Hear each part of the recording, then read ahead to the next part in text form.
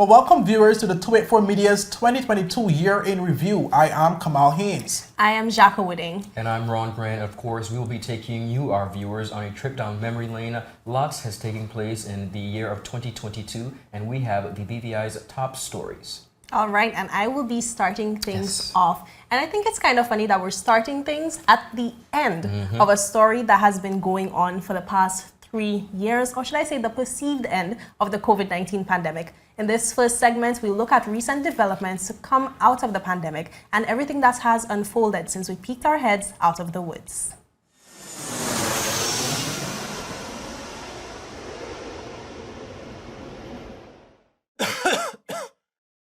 Encouraging COVID-19 statistics throughout this year on the local, regional, and international front allowed the Virgin Islands to safely do away with the last enduring signs of the restrictive environment put in place in order to navigate the COVID-19 pandemic. Early on in the year, we saw the doing away of outdoor mask mandates and the removal of travel protocols which required the presentation of proof of vaccination against COVID-19, a negative COVID test, or a recovery certificate in order to be allowed into the territory.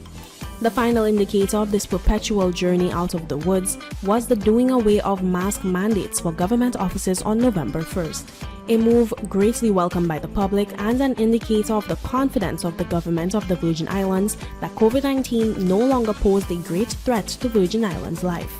Of course, however, mask wearing remained a matter of individual choice in the territory, and persons were encouraged to take whatever steps they deemed necessary for safety and peace of mind against the deadly virus which made its world debut in late 2019. The territory's healing from the COVID-19 pandemic became ever more evident amid noticeable resurgence in the tourism sector. In addition to various mass gathering events returning across the territory and the reopening of attractions, which invited Virgin Islanders to travel internally and attracted visitors from the neighboring USVI to join in on the fun, there was significant evidence that international and regional travel to the BVI was on the rebound. Particularly visual was the influx of cruise ship tourists seen towards the end of the year. In November, Premier Dr. the Honorable Natalia Wheatley, who is also Minister for Tourism, indicated that the BVI's total number of visitor arrivals for 2022 was expected to reach 541,901 visitors. That represented a 305% growth compared to that of the previous year, when arrivals fell to just 133,715, the lowest recorded figure since the pandemic hit.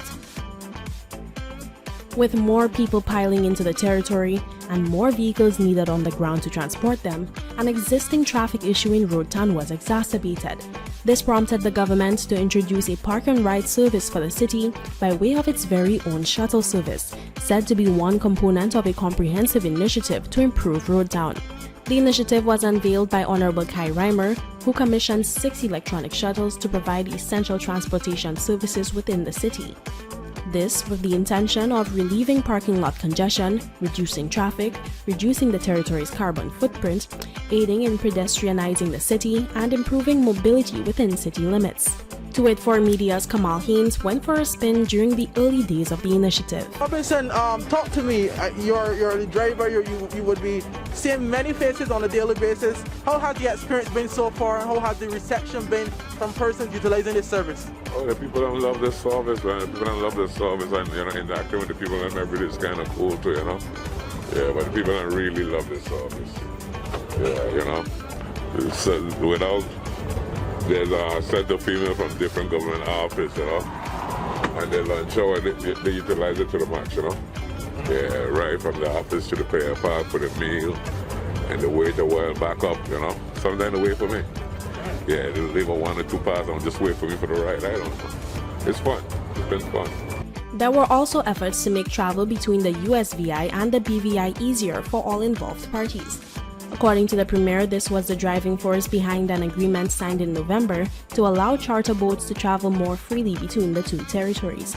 The agreement, which did away with the requirement for crew working on the vessels between the territories to acquire work permits or a trade license for their foreign-based commercial vessel, aimed to provide a more efficient and streamlined experience for incoming guests. Wheatley said that the USVI had agreed in principle to reciprocate such rules for the BVI-based vessels conducting business within their borders. The agreement, he said, was signed at a time when heightened regulations threatened to cripple traffic on both sides. While agreements were being made for easier travels on the water for some, the year was not without bumps in the road for this industry. Most notable was the $100 million seizure of charter vessels by His Majesty's Customs. 138 vessels which belonged to the moorings BVI were detained in March after being found to be either unlicensed or without duties paid. This was confirmed to Tweet for Media by Commissioner of Customs Wade Smith after the issue was brought to the public space by several tourists who took to a Facebook group to express their frustrations. In the post, the visitors said that after fully paying to charter the vessels, they were made to miss out on days of sailing due to the seizures. In addition to the seizures in March, the moorings were fined $110,000 and ordered to pay $140,000 plus duties for 30 vessels that had been detained in Virgin Gorda last December. The Customs Commissioner informed our newsroom that the moorings was given until April 15th to ensure that their vessels were fully compliant. He said that should the company fail to meet that deadline, it would be charged 5% of the value of the vessels detained, in this case in excess of $5 million, in duties as required under the Customs Management Duty Act. At the time, the Commissioner also revealed that other companies, namely Dream Yachts Charter, Captain's Compass Charter Company, and Robert Swain Sailing School, were also found to be non-compliant. The Customs Department was widely criticized by the public following media coverage of this exercise, prompting then Premier Andrew Fahie to come to their defense, stating that Customs was only doing its job, adding that had they not, the government could have faced criticism had a safety-related event occurred on the sea. Fahie assured that the Department of Customs and the BVI Shipping Registry would work collaboratively to assist all delinquent charter companies to get in compliance with the law. And what a year it has Yes. been. Now, I was surprised to see that development with the moorings at the end of that package, right? Because when I was doing the investigations into it, it was just so mind-blowing to see that this had been going on for so long. But of course, there's a handle on the situation now. Yes, definitely one of the major stories of this year, particularly when it comes to the charter industry. Indeed, and thank God COVID restrictions are gone. Hopefully 2023, a year to look forward to. Indeed. Now, of course, viewers, throughout 2022, a number of crime stories filled our newscast, from murders to large drug busts, illegal immigrants, and much more. Here's a look at our top crime stories of this past year.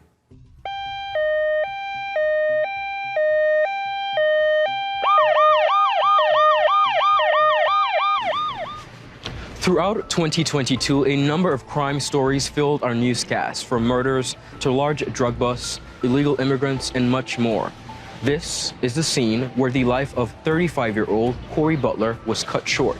Corey was one of the many lives taken by gun violence in 2022. Here's a look at our top crime stories of this past year. The territory's first murder victim of 2022 was 29-year-old Jaquan Thomas. The shooting incident took place in the vicinity of Capoons Bay, West End, Tortola, around 11 a.m. on Sunday, January 30th. LaShawn A. Smith, 30 of Horse Pat, was pronounced dead upon arrival at the Dr. D. Orlando Smith Hospital before 10 p.m. on Thursday, February 24th. Police say initial inquiries suggest that Smith was outside his place of business, Big Ballers, in Humpton's Gut, when the shooting occurred. On June 21st, 35-year-old Lambert Estate resident Corey Butler was murdered on Fleming Street. According to police, he was pronounced dead shortly after arrival at the Dr. D. Orlando Smith Hospital with apparent gunshot wounds to the body. 28-year-old Kadeem Fred of Long Look and 38-year-old Kawa Cornwall of Long Bush have been identified as the two victims who succumbed to their injuries following the October 21st fatal shooting in East End. Two other persons were also injured during the incident. Kadeem Jimenez was confirmed dead following a shooting incident in Major Bay, East End on December 12th at the Harborview Marina. Recently recaptured prisoner Jose Almastiquez, 33, was slapped with 28 new charges after being caught with 20 guns, a large quantity of cash, and nearly 500 kilos of cocaine valued at approximately $500 million. Almasticas was described as one of the leading players in the drug and arms trade in both the Virgin Islands, adding that authorities from the United States Virgin Islands will also be questioning him. 3 individuals were also charged with harboring Almasticas, which included Jennifer Smith, 26, Renee Smith, 33, and Shamal Smith, 31, who were also slapped with multiple charges. Almasticas was also charged with the murder in the shooting death of Deverson Williams. Deverson Williams received multiple gunshot wounds while driving his vehicle on the Fish Bay Road in the daylight hours of March 16th of last year. Nyron Erickson's appeal to have his extradition order reversed was this year denied in the High Court by Justice Richard Floyd. He later appealed for bail, which was also denied for a 5th time. This means that Erickson's initial order to be extradited to the United States will proceed as normal, unless another appeal is made. The Office of the Director of Public Prosecutions informed the public that Andrew Morrell was charged in relation to the October 16th boating accident that claimed the life of Frandy Martin Jr. Morrell was arrested and charged on April 12, 2022 and granted bail with strict conditions. Granting police bail for such serious offenses has not been the practice.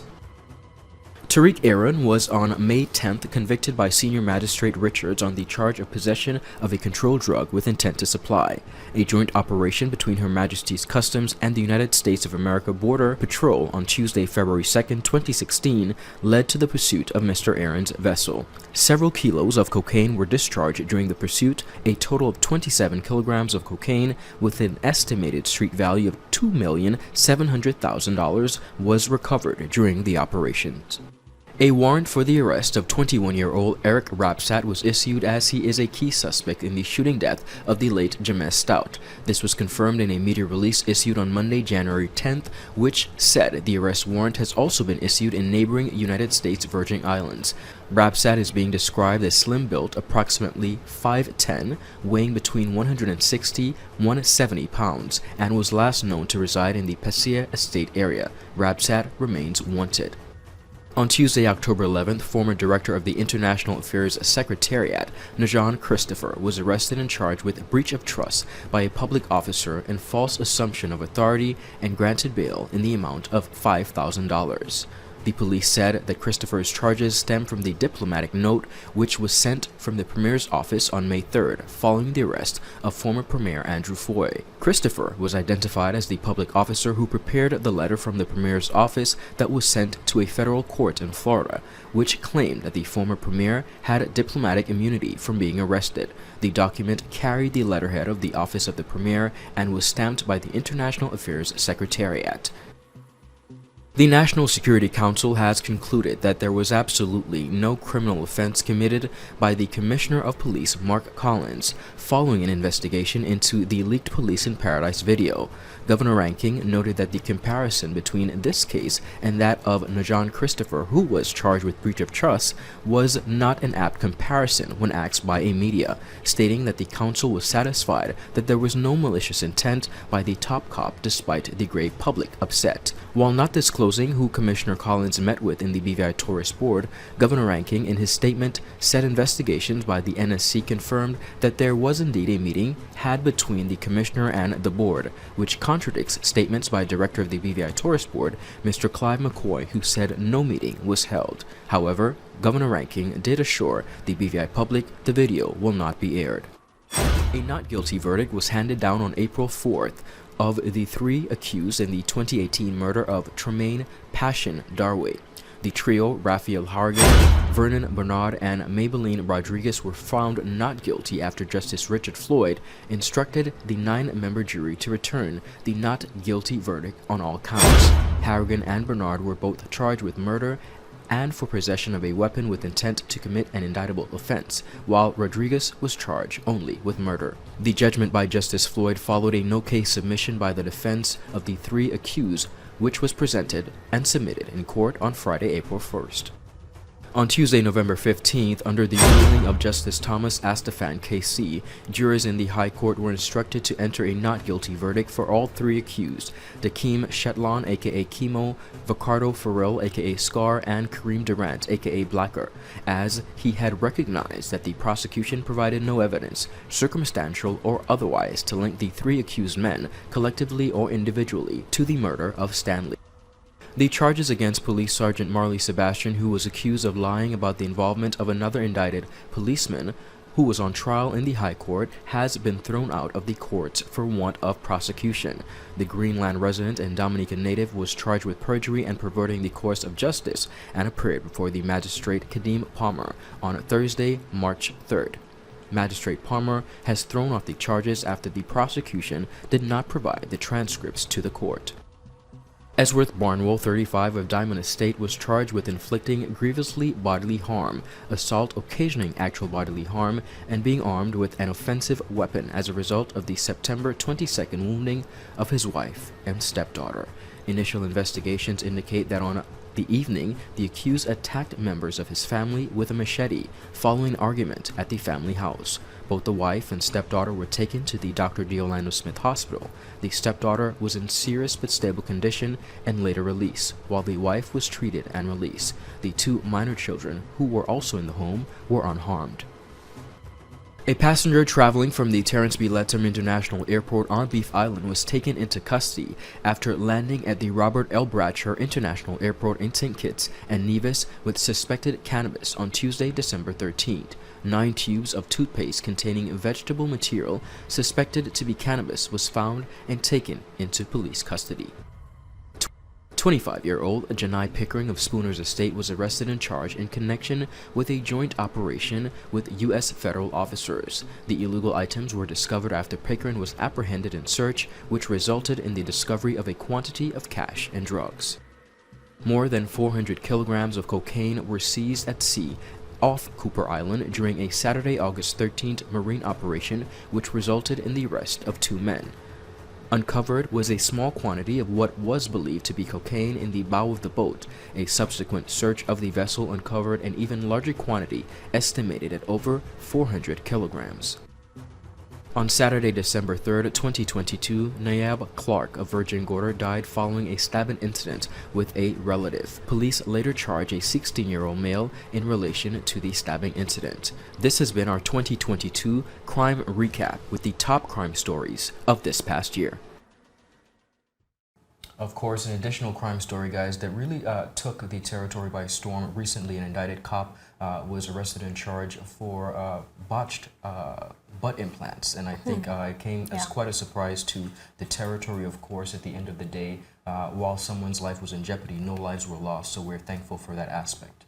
Absolutely. You always have to be safe when you're trying out these procedures. And if something is cheap, that doesn't always mean that it's better. And also, we would have seen some graphic videos from that alleged incident as well. Which we're not going to show today.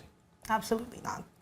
But as we continue to go through these stories, we've covered so much already, but there is a lot more to come. Coming up, we are going to look at sports and community milestones that made headlines this year, right after this quick commercial break. Welcome back, viewers. Well, for the year 2022, the British Virgin Islands made a significant leadway in the world of sports, making the territory proud on a number of different occasions. Well, let's take a look at some of those achievements for the year 2022. Many can argue in favor of stating that the BVI has had a decent year in sports for the year 2022 throughout several of the disciplines. Just 8 days into the new year, junior female athlete Poliza Caesar set a new under-18 girls discus national record after tossing the implement 40.18 meters, which also qualified her for the 49th edition of the Toyota Games in Kingston, Jamaica. She beat a previously set national record of 39.9 meters, which was initially set back in January 2020. On the swim scene, BVI Olympian swimmer Elena Phillip had the territory's name echoing internationally as she helped her Florida International University Panthers to their 8th straight Conference USA Swimming Championship, ending with 4 gold medals and 1 silver. After collecting 3 gold medals prior to the final day on Saturday, February 26, Phillip swam to her first and only silver medal of the tournament in the women's 100-yard freestyle event. Plenty to keep an eye on here. This is the championship final of the 100-yard freestyle. Everyone with a good start. Kadiyama for Marshall in lane 9 had the best start, almost a tenth of a second quicker off the block compared to everybody else. However, she has fallen behind. Phillip leading the way after 50 yards, 23:45. Dertianfi in second place, Maddie Howe in third. Helga Fodor for FIU is in fourth. Becca Evans in fifth. 25 yards to go. Phillip with a very slight lead in lane 4 in the gold cap. Plenty of challengers.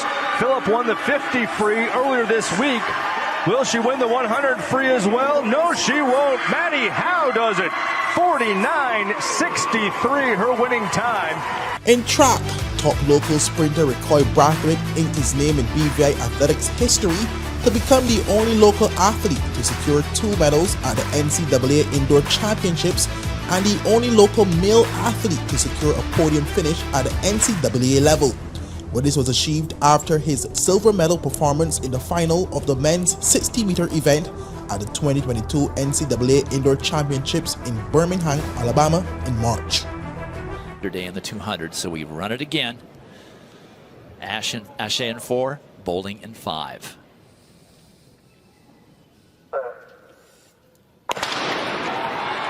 Great start by Ashe.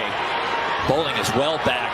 It's Ashe, and he's outleaned by Ricketts Brathwaite. In track and field, the British Virgin Islands in April finished the 49th edition of the Caribbean Games ranked 3rd out of 20 listed countries after tying with the Bahamas for the second most gold medals collected at the event. The BVI collected a total of 7 medals, including 4 gold, 2 silver, and 1 bronze. Saviana Joseph was the BVI's first gold medalist of the Games for the shot put event, followed by star athlete Deja Hodge, who picked up the remaining 3 gold medals in the 100 meters, 200 meters, and the long jump event. Hodge also created Caribbean Games history for the territory, becoming the first ever athlete from the BVI to receive the highest award at the Games, the Austin Sleeve Award. Up they go. And Deja Hodge steps away brilliantly for the British Virgin Islands. The Jamaicans try to go in chase. Dumphrey behind her and Terry Long. Hodge with the advantage. Dumphrey on her inside chasing. And Deja Hodge steps away from the field once more. The 100 champion, the long jump champion, becomes the 200 champion. But Hodge continued with her stellar performance at the high school level, completing a quadruple of wins to guide her Alexander Cougars to their 4th Georgia High Schools Association Class 6A Championships in May. She broke records in the long jump and 100-meter events and set a personal best time in the 400 meters. She also won the 200-meter event in a quick time to complete the quadruple. Her 4 gold medals saw her claiming the championship's Most Valuable Athlete award, and she later received for a second time the Georgia High Schools Association Girls Athlete of the Year award for her outstanding performance. But also continuing to impress on the international stage was local top hurdler Kyron McMaster, who had an outstanding 2022 track season, successfully defending his 400-meter hurdles titles at the Commonwealth Games in Birmingham and subsequently at the 2022 NACAC Open Athletic Championships in the Bahamas. At the Commonwealth Games, McMaster sailed to the finish line in a time of 48.93 seconds to take gold. Away this time. Now the real danger to McMaster, the defending champion, is Jahil Hyde in yellow, centre of picture in the colours of Jamaica, and he's already made up a lot of ground on Wiseman Makobi of Kenya. Third to left is Makobi. Hyde in the yellow, hurdling first. He's well up on McMaster at the moment as they come to the halfway stage, and he continues to go further ahead. The stagger will unwind in his favour now. The 3 athletes to the right there, a long way out of it at the moment. Brilliant running is from Makobi of Kenya between the big 2. He's battling away here, Makobi, trying to keep McMaster at bay, trying to keep the Hyde at bay as well. They come into the straight, and has McMaster judged it best? Yes, he has. The man from the British Virgin Islands clears the final barrier well, and he's going away, and it's a storming win again, like 4 years ago. The winning margin, 4 or 5 metres, maybe more. That is brilliant. 48.93. He judged that absolutely to perfection. Jahil Hyde, maybe a little over enthusiastic over the first 300 metres. Just days later at the NACAC Championships, McMaster bettered his Commonwealth Games time, storming to gold in 47.34 seconds. But meanwhile, in more track and field achievements, the British Virgin Islands collected a silver and bronze medal at the inaugural Caribbean Games in Guadeloupe. But the BVI's first medal came in the under-23 shot put event at the hands of Jaimon Gums, who delivered a 17.99-meter putt to place second, while the 4x100-meter relay quartet of Malik John, Mikel Basu, Bradley Sylvester Jr., and Keandre Campbell caught the bronze in a time of 42.24 seconds. In volleyball, the British Virgin Islands women's team earned a silver medal in the ECVA Eastern Caribbean Volleyball Championship in October after losing to St. Lucia in the final. But playing at the LB Scott Sports Auditorium in Pondville, St. Martin, the BVI women's team, which went in the competition as the lowest ranked team, fell to St. Lucia in 3 straight sets, 17-25, 10-25, and 13-25. But competing for the first time in tournament since 2014, the BVI finished second in Group B after winning 2 games and losing 1. St. Lucia, which was ranked number 1 going into the tournament, was the only team to defeat the BVI on those 2 separate occasions. In softball, both Pirates and Synergy pulled off stunning Game 3 performances in the 2022 Terrence Chinnery National Fast Pitch Softball League Championships to complete double clean sweeps in their respective divisions. While playing at the E. Warren Grooley Ballpark in Games 3 of the men's division, Pirates defeated Power Outage 11-1 in the bottom of the 4th inning via the mercy rule to sweep the series 3-0. That's a lash of the middle. The game is over. Ramon G. Ramon G is the unsung hero. Ramon G. He dropped a 2022 single name up the middle. Up the middle for the win. In the women's division, Synergy swept aside That's Your Problem to finish the tournament undefeated with a historic 13-0 winning record, completing the series 3-0. The Synergy ended the game at the top of the 4th inning via mercy rule with an 18-8 winning performance on the night. Cook on the hill for the undefeated number 1 seeded defending champ. Synergy, they thought about it. They threw down. They threw high by the All-Star. That's an error. In more softball achievements this year, both the BVI Stars men's and women's softball travel teams were crowned the 2022 Kings and Queens of the Virgin Islands champions in November. The men's team captured the 2022 title with a 15-5 victory over St. Croix Los Lacos, while the women's team captured the title after defeating Team St. Croix in the championships 13-11 in 7 innings. But transitioning to baseball, Daria D. Malone and Clory Close Catliff created history for the British Virgin Islands after being selected to represent Team Great Britain in baseball at the 2022 European Women's Championship in Montpellier, France. But the athletes, who both represent softball champion Team Synergy, performed well in the tournament. But meanwhile, in July, local baseball professional Kennard Dawson assisted his Boston Red Sox to a 2nd place result in the first ever FTX Major League Baseball Home Run Derby X in London. Catch by Erica Piancastelli. Swung on, hit high and deep in the center. We know it's gone. Moving on to football, the Sugar Boys FC completed a clean sweep of titles after first winning the BVI Football Association's Men's National League Championship and then the President's Cup following their 2-0 victory against Panthers Football Club back in June. At the junior national level, the British Virgin Islands Under-14 football team finished the Caribbean Football Union Under-14 Challenge Series unbeaten on 8 points with 2 wins and 2 draws that saw them finishing behind Anguilla, who only bettered the BVI in goal difference with 2 more than the local boys. In cricket, Guyana lifted the Peter Haycraft Nations Cup after finishing the T20 tournament unbeaten, defeating Dominica by 8 wickets in the final. Playing at the Greenland Recreation Ground in East End, Dominica, after winning the toss and choosing to bat first, were bowled out for 116 in 19.3 overs. In reply, chasing 117 for victory, Guyana eased to the required total, losing 2 wickets in only 10.4 overs. In more cricketing highlights, West Indies cricket legends Alcomedo Willett and Dr. Sir Anderson Roberts, along with local cricket legends Brent DeFreitas and Maxford Pipe, were honoured by the Leeward Islands Cricket Board during their inaugural Gold Jacket Awards ceremony held at the moorings earlier this month. In basketball, British Virgin Islander Demoy Hodge was awarded the Defensive Player of the Year and a member of the All-League First Team in the Horizon League earlier this year while he was still a member of the Cleveland State men's basketball team.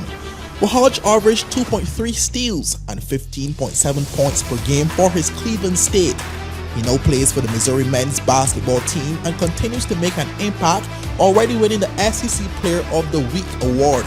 But last month he ranked in the top 10 of the SEC in 5 categories. In cycling, Philip Leroy created history for the territory after becoming the first person from the BVI to win a gold in the men's D1 category of the Pan American Masters Cycling Championships.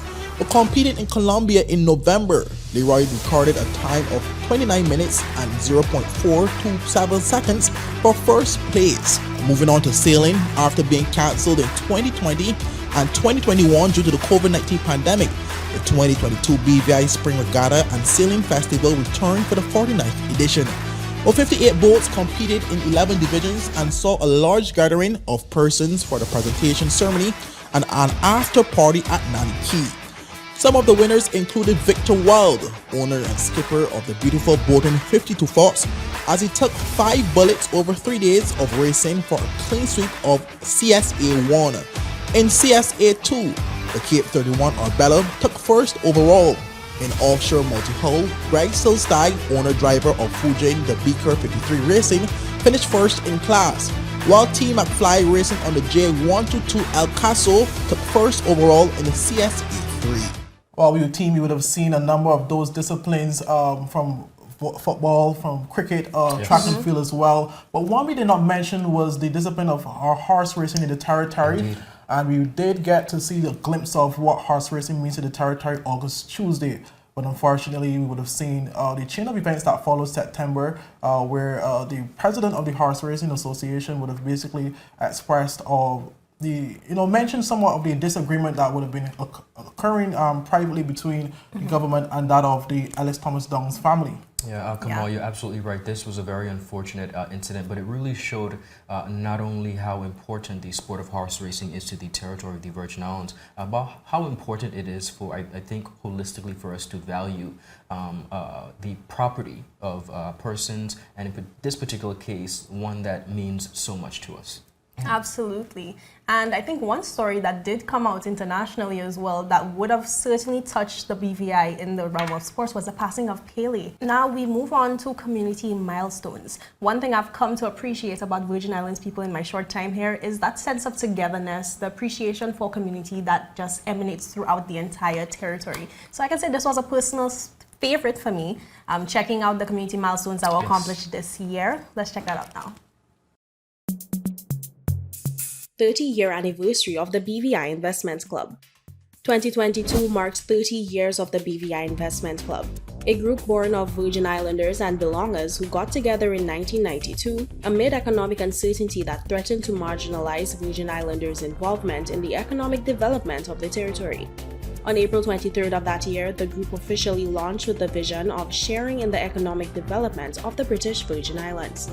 3 decades later, the group and its members own entities in hospitality, financial services, telecommunications, and utility subsectors, employing over 120 employees, having over 1,500 shareholders with over 2.8 million in dividend distributions to date, making more than 2 million in donations to the community and sponsorship events throughout its lifespan. Completion of the Joes Hill project. Despite facing significant setbacks due mainly to complications related to the COVID-19 pandemic, the Joes Hill project was completed 13 months ahead of schedule. The keys to the properties were handed over to the Social Security Board on June 15th. The 7-acre development consists of 52 residential units and 1 commercial space. It rests overlooking Road Town and has been dubbed the first step of the Social Security Board's First-Time Homeowners Program. 50th Anniversary of Friendship Day.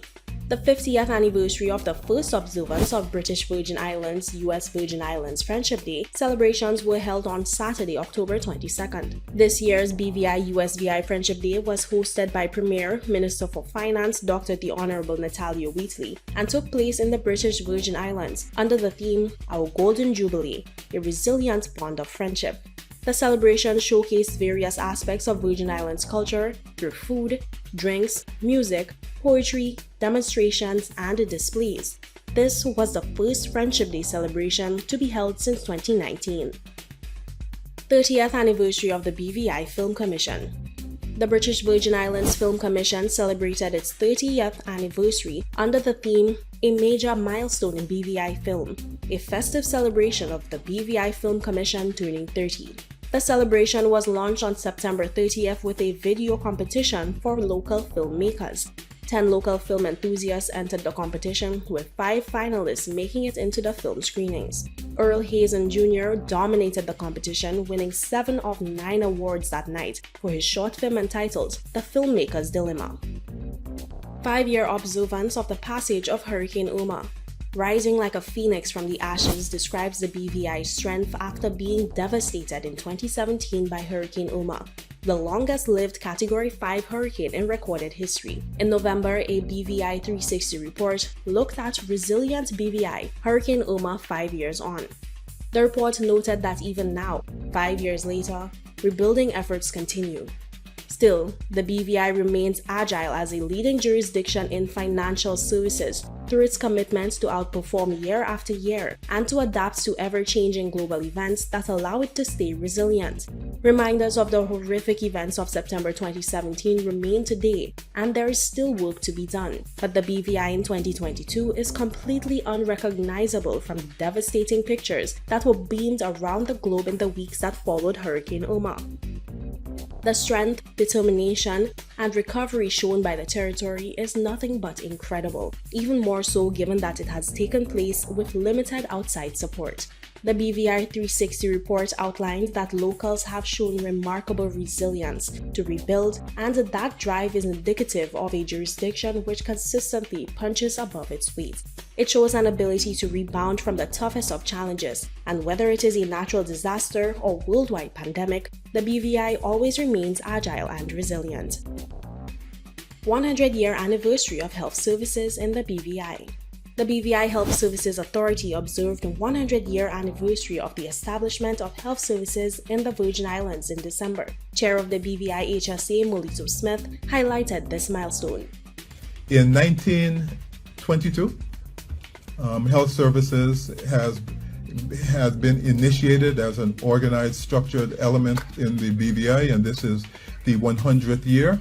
It should be footnoted that it is not specifically a BVI HSA exclusive activity, but it is a national activity, and as such we will continue to collaborate, I should say, that activity for the 100-year celebration.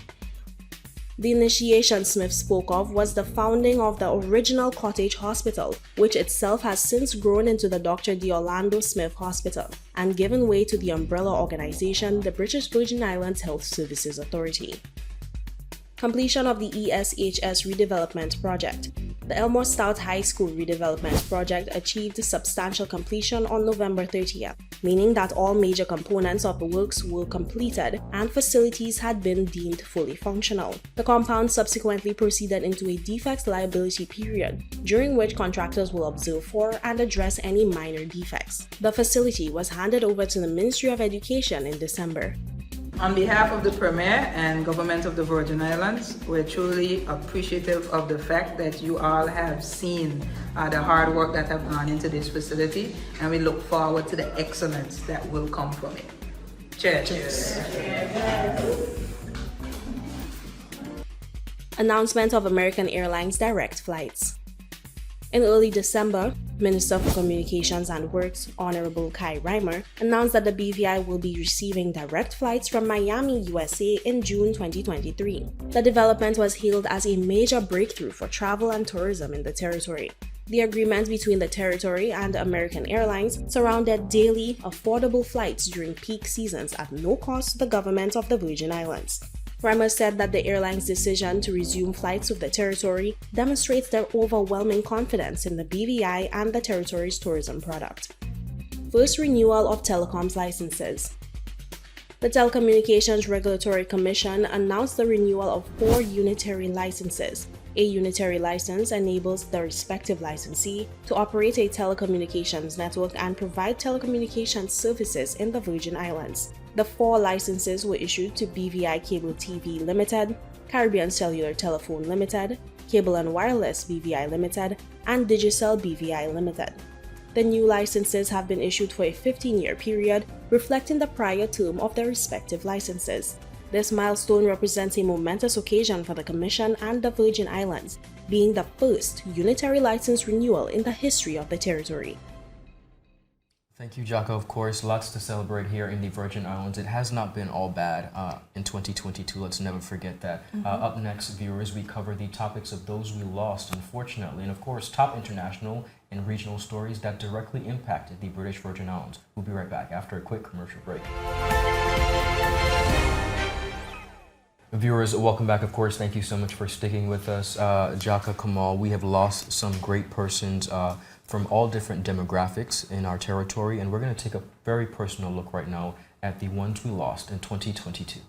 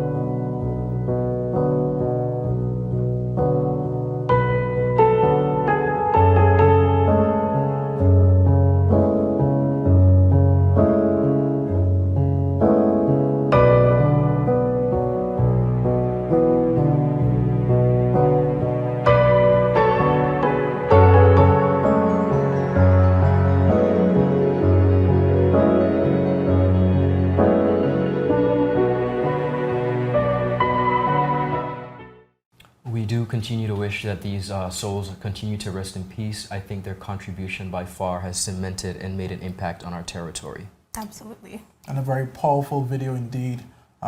We do wish the families and those loved ones all the best too. Moving on, viewers, we look at some of the top international and regional stories which directly impacted the BVI. Let's take a look. One of the biggest international events that directly impacted the British Virgin Islands for the year 2022 was the political and economic instability observed in the United Kingdom prior to and following the historic changing of prime ministers after Boris Johnson was forced to resign. Well, Johnson stepped down from the position after the resignation of 38 members of parliament in less than 48 hours. He confirmed his resignation on the morning of July 7th, stating that it was, and I quote, clearly the will of the Parliamentary Conservative Party, end quote, for him to step down. It is clearly now the will of the Parliamentary Conservative Party that there should be a new leader of that party and therefore a new Prime Minister. And I've agreed with Sir Graham Brady, the chairman of our backbench MPs, that the process of choosing that new leader should begin now. And the timetable will be announced next week. And I've today appointed a cabinet to serve, as I will, until a new leader is in place. So I want to say to the millions of people who voted for us in 2019, many of them voting Conservative for the first time, thank you for that incredible mandate.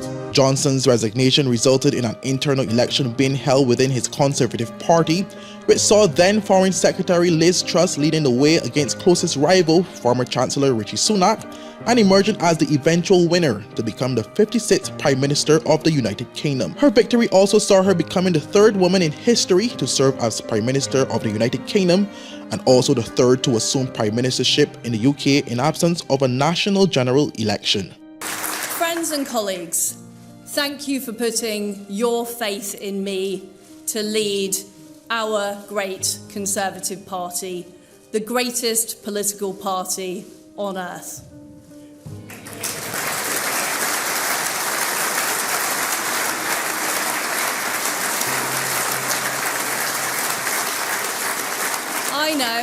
I know that our beliefs resonate with the British people. Our beliefs in freedom, in the ability to control your own life, in low taxes, in personal responsibility.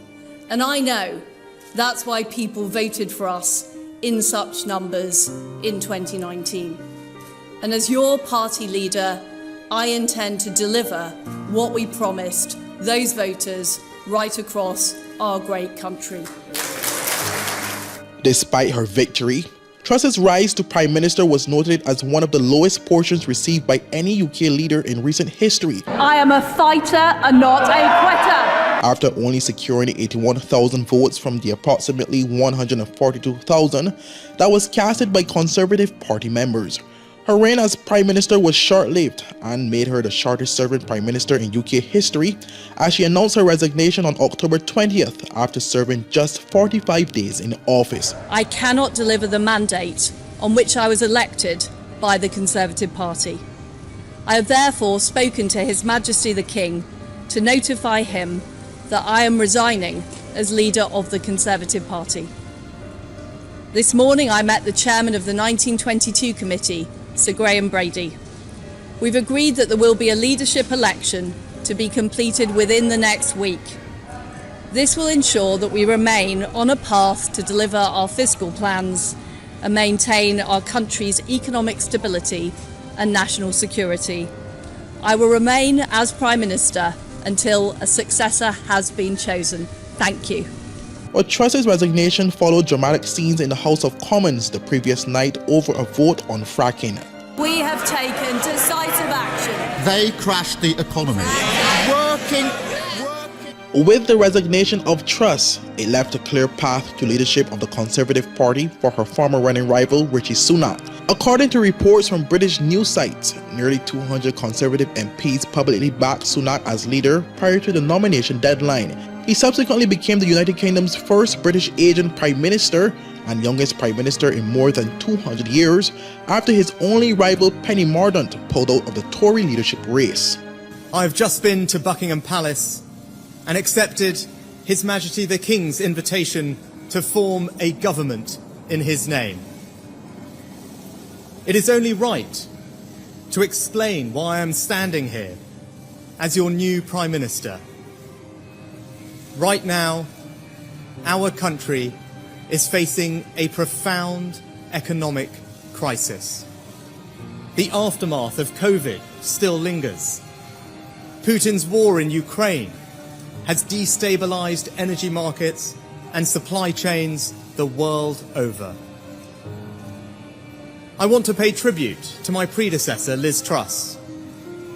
She was not wrong to want to improve growth in this country. It is a noble aim. and I admired her restlessness to create change. But some mistakes were made. Also in 2022, the world bid farewell to Britain's longest reigning monarch, Her Majesty Queen Elizabeth II, following her passing at the age of 96, just hours after doctors raised grave concern about her health on September 8th. The confirmation of the Queen's death came from Buckingham Palace, stating that the Queen died peacefully at Balmoral in the afternoon. As a mark of respect, His Excellency Governor John Rankin hosted the 96th gun salute in the BVI following her passing.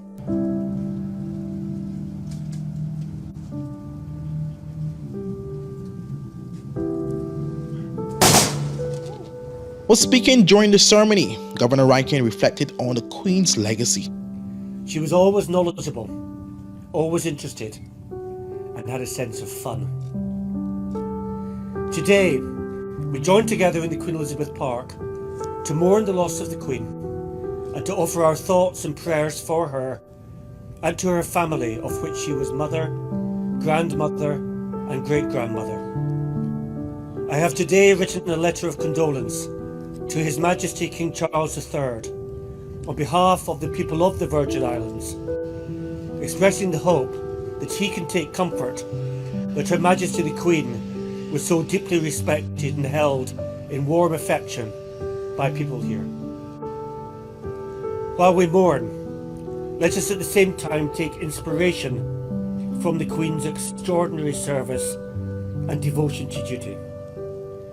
She has been a shining example from which we can all take strength in the days ahead.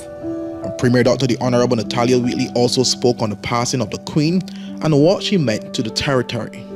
Though beloved by the entire world, I reflect on the impact on my very own mother, who was 6 years old when the Queen, Her Majesty the Queen was coronated in 1952. And she recalls fondly receiving a coronation cup. And while we might take it for granted today, the impact of having a young woman thrust into such a significant position as the head of the Commonwealth and Queen over the United Kingdom and the overseas territories. Back then, it certainly was revolutionary and inspiring to women around the world. The Queen was laid to rest on September 19th, where thousands gathered in London to witness the final journey of the Queen's coffin as it was carried from Westminster Hall to Westminster Abbey by 142 junior enlisted sailors of the Royal Navy. Following the death of the Queen, Prince Charles was formally proclaimed King and Monarch on Saturday, September 10th in a series of ceremonies across the United Kingdom, overseas territories, and the Commonwealth. The first proclamation was during an accession ceremony at St. James Palace in London. There, David White, the Garter King of Arms, delivered the King's official proclamation. Whereas it has pleased Almighty God to call to His mercy our late Sovereign Lady, Queen Elizabeth II, of blessed and glorious memory, by whose decease the crown of the United Kingdom of Great Britain and Northern Ireland is solely and rightfully come to the Prince Charles Philip Arthur George. We, therefore, the Lords Spiritual and Temporal of this realm, and members of the House of Commons, together with other members of Her late Majesty's Privy Council, and representatives of the realms and territories, aldermen and citizens of London and others, do now hereby, with one voice and consent of tongue and heart, publish and proclaim that the Prince Charles Philip Arthur George is now, by the death of our late sovereign of happy memory, become our only lawful and rightful liege lord, Charles III. By the grace of God, of the United Kingdom of Great Britain and Northern Ireland, and of his other realms and territories, King, head of the Commonwealth, defender of the faith, to whom we do acknowledge all faith and obedience with humble affection, beseeching God, by whom kings and queens do reign, to bless his majesty with long and happy years to reign over us. 3 cheers for his majesty the king. Hip hip! Hip hip! Hip hip! The coronation of His Majesty the King will take place on Saturday, May 6, 2023 at Westminster Abbey, London, and will be conducted by the Archbishop of Canterbury. The ceremony will see His Majesty King Charles III crowned alongside the Queen Consort. But also on the international scene from a positive environmental perspective was the hosting of COP27, the 27th Conference of the Parties of the United Nations Framework Convention on Climate Change. Our Minister for Natural Resources, Honorable Melvin Turnbull, attended the convention in Egypt, where he pledged to take the initiative within the British Virgin Islands to see that legislation is strengthened as it relates to taking action on climate change. I believe this effort, the work that has been done here, we are signed on to it. We're happy to be a part of the efforts. We thank you that the parliamentarians, the legislators such as myself, and as minister, I am pledging to take the lead in the British Virgin Islands to work with my Premier and the other governments and in the other territories that are represented here to do all that is necessary to strengthen legislation, to enact legislation, but more so to receive funding so that we can act on the plans, on the resources, on the data and the information that we receive from throughout the region on how climate change is affecting us. Well, meanwhile, on the regional scene, Premier Dr. the Honorable Natalia Wheatley attended the inaugural African Caribbean Trade and Investment Forum in Barbados. That was in September, where he spoke on the importance of including women and girls in economic development during a panel discussion. The important thing about gender equality is when you don't include women, you really don't unlock your full potential. Women, I believe, is perhaps even the majority of the world's population are women. And so if you limit yourself just to males, you certainly won't be able to have your full talent, your full education, and your full skills available to you. Quite a bit has definitely taken place on the regional and international scene. One of the things, though, that I think is important for us to remember and really take into consideration throughout this year is sometimes as islands we feel that our incidents are isolated, and I think it's important for societies to remember that that is not always so. A lot of the issues that we faced throughout this year, we were able to call on our regional counterparts. Let's take, for example, the COI, for example, which we're going to get to. Call many of them and see what their experiences were like. And I think once we continue to remember that, as a region, we'll be stronger and better able to support each other. I totally agree with that message as well. Absolutely, and Ron did touch on the COI, which we will be going into depth with later. So you do want to stay tuned to see everything as it relates to what happened earlier this year. As for right now, we are preparing to take a look at entertainment and the viral stories that stood out in 2022. But that is after a quick word from our sponsors. Well, welcome back all. Well, the BVI had a year full of entertainment with the return of a number of activities that were put on hold due to the COVID-19 pandemic. Here's a recap of some of those highlights. Leading the entertainment category for the year 2022 is the sighting of American music mogul and businessman Sean P. Diddy Combs in the BVI after arriving via private jet on February 9th at the Terrence B. Lettsome International Airport. Well, he was seen walking out the VIP lounge with an entourage that included celebrity rapper Young Miami of City Girls at the airport by a local who captured the moment via video recording, which went viral across the territory. Well, Young Miami at the time was celebrating her 28th birthday and did it in the most luxurious fashion on Mosquito Island, which she termed Love Island in several of her social media postings, which gained hundreds of thousands of views. Well, next up is Virgin Islands model Shanique Erickson, who in February made her debut at the New York Fashion Week, walking the runway in designer Edwin D'Angelo's Fall-Winter 2022 presentation. Well, she turned heads at the Cesar Galindo show and was the subject of attention for a number of photographers. I noticed that when I was scheduled to go to camp, it was the weekend before New York Fashion Week. So I extended my stay with hopes of being in New York at the right place at the right time because, you know, it's Fashion Week. So many scouts are out there.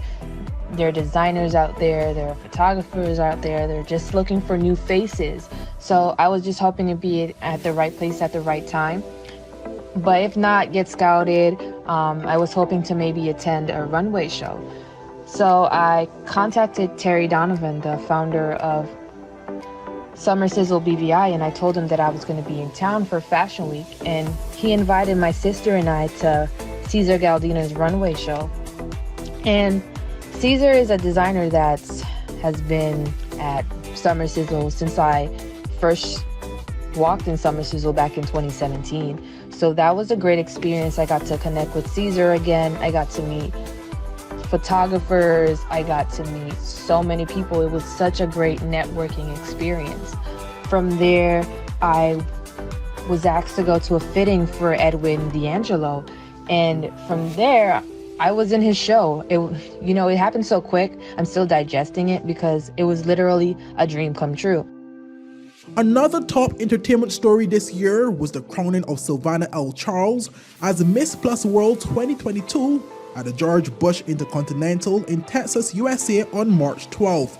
But Charles, who is a previous winner of the Miss BVI Princess 2005, Miss Teen BVI 2010, Miss Caribbean Talented Teen AXA 2011, 2013 VG Easter Festival Queen, and 2017 Miss VG Bold and Beautiful, also won the Cover Girl and National Costume Awards at the pageant, which was held over 3 days.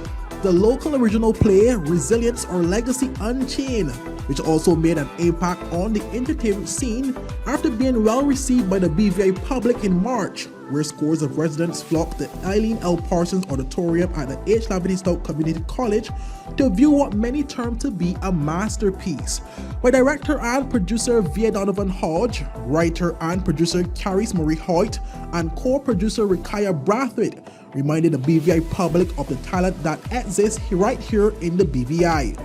So I remember one time I was like, Dad, there's nothing to audition for, there's nothing I can do to practice my craft, what can I do? And he was like, this is the perfect time to think of something to create it. If you're the only one that's doing it, then you would have everyone that's artists with you on your back. So I was just like, okay, we have Via, we have Caris, we have such talent here, let's just get it all together. And then I was like, what can we do? I'm specialized in theater, so that's my art form.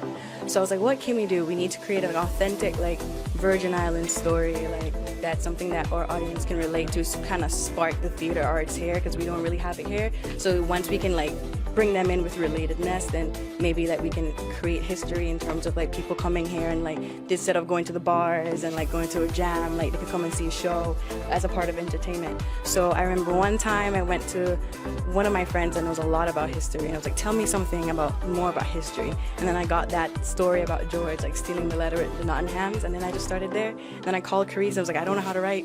I have this concept, I think that I want to create this character named Resilience, she's Virgin Islands Resilience, she's really like a ghost, she's not a person. She walks through history, and then you see how she learns a lot of things, as you saw tonight. She's naive, and then she learns all these different, the mother-daughter situation. She doesn't really understand the dynamic of power, and she learns it until, and in the end, she sees that we are here and we own everything because we have been resilient. But the trio were responsible for the conceptualization of the play that they collectively made a reality, which saw the likes of local talent such as Shimar Trim, who played the role of character George, Tashima Barzi, who played Gertrude, Nicole Stout, who acted as Damon, Hashim Lewis as Roman, and Caris and Rikaya, who also acted brilliantly in their roles as Tony and Resilience. From the playbill to the order of the program, the stage design, the acting skills displayed, and the plot twist within the play, the overall consensus of the production was an A+ rating, which saw the end of both days being met by a standing ovation by all parties who were privileged to view the play. On to the subject of festivals, which made a return to the territory after a 2-year hiatus due to the COVID-19 pandemic. On the sister island of Virgin Gorda, it was all about the Raoul Jugu Easter Festival, which was labeled by many and the then Minister for Culture, Dr. the Honorable Natalia Wheatley, as a success. But the festival welcomed headliners Rock City from the USVI and Trinidadian soca artist Patrice Roberts, which along with local bands such as Vibe, ABM, Extreme Band, Pure Mass Band, and many others, were able to keep the crowds in a frenzy over the festive weekend.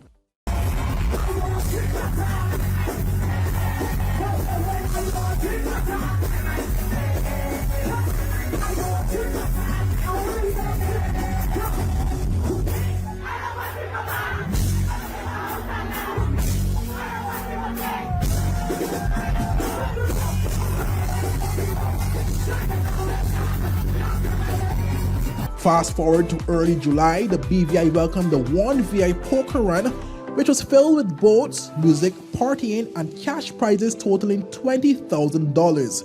With a poker run which set out a goal of using some of the proceeds generated towards modernizing 2 primary schools in the territory and supporting the BVI Autism Center, began and ended at Paradise Bar and Lounge in King Garden Bay, and made stops that included Foxy's Tamarind Bar on Jos Van Dyke, Blunder Bay on Virgin Gorda, Loose Mongoose on Beef Island,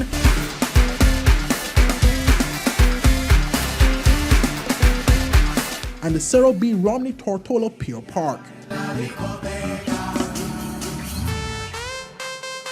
After a full day of sailing from island to island and collecting cards at each stop, Jereme Todman was declared the winner of the One VI Poker Run after defeating more than 160 registered contestants on Sunday, July 10th. Well, here's a quick recap of that event.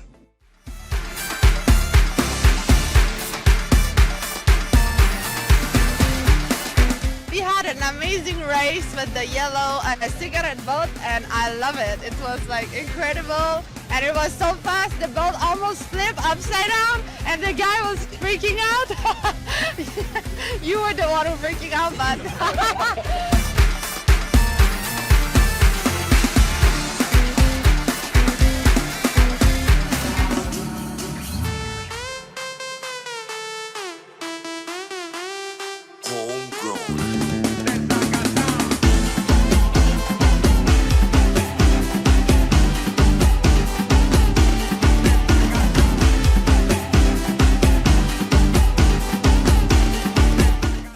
The next major entertainment event for the year came just 2 weeks later, with the hosting of the highly anticipated Christmas in July on the sister island of Virgin Gorda in Pond Bay, an event that saw attendance records being smashed with more than 400 boats and over 4,000 attendees.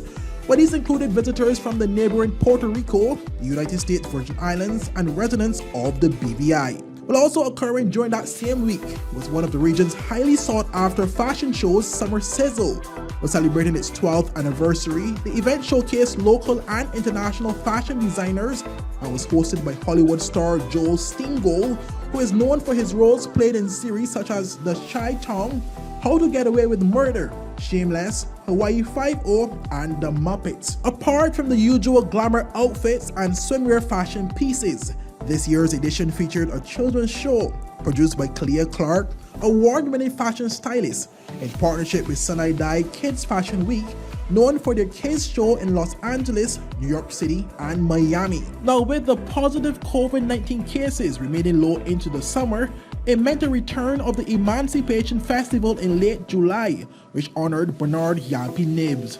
Where this year's edition saw the return of a number of events to the festival's calendar, including the traditional torchlight procession. One of the theme nights that stood out from a local perspective was the International Soca Night, which saw the return of the CCT Soca Monarch competition. Ladies and gentlemen, put your hands together and make some noise. With a total score, 279 points, he's the defending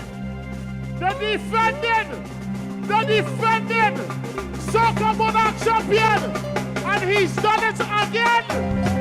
Make some noise for Ramon G.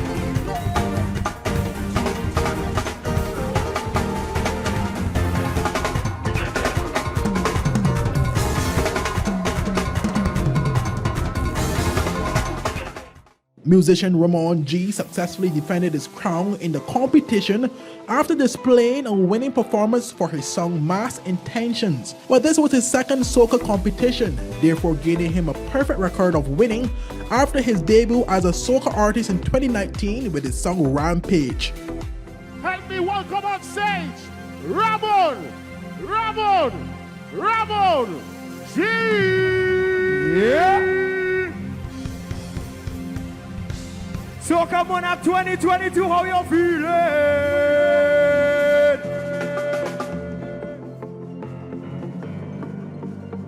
Hey.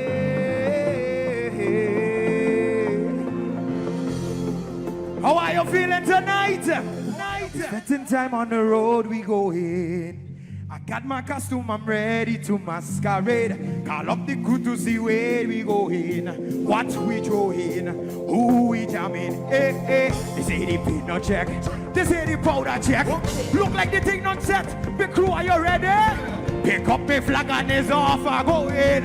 Down the road, down the road, down the road. I can't wait for Juve. Can't wait to touch the road, wait to touch the road, so we can party and play. While we chipping up the road, I can't wait for parade. Can't wait to touch the road, wait to touch the road, so we can mash up the. While we chipping up the road. All my fetters, are you get ready, okay? We chipping and dipping on this one. All right, let's go. Let me see you now. I want to see you now.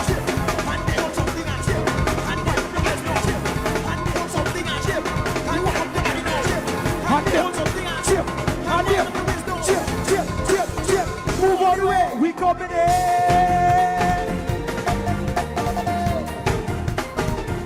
And it's boxing.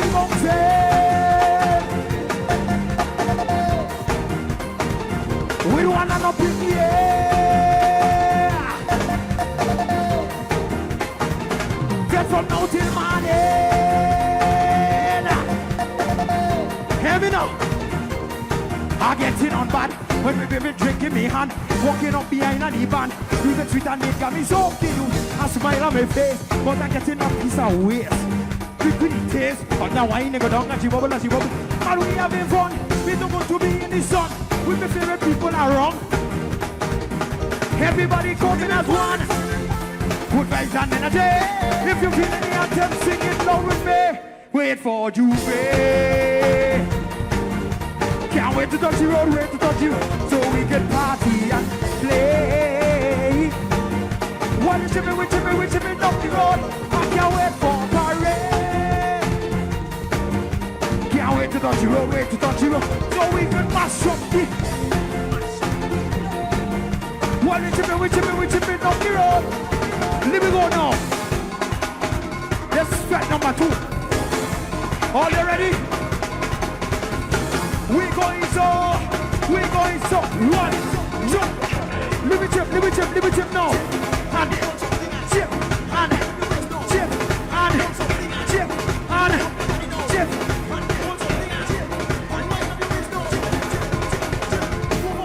We coming in.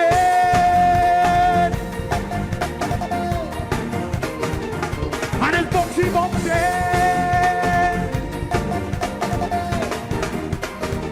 We want to up in the air.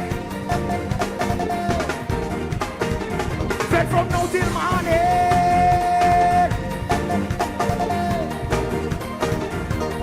When we in the tongue, we selling the tongue. When we in the place, we don't want no face. It's nothing but fight and a real good time. It's mass intention when we must align. When we in the tongue, we selling the tongue.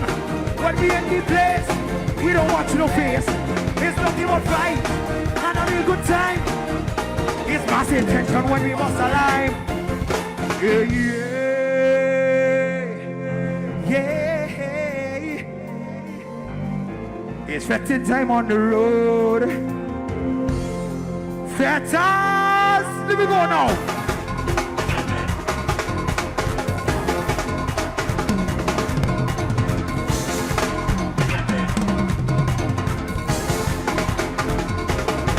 let me go now. Chip. And chip. And chip. And chip. And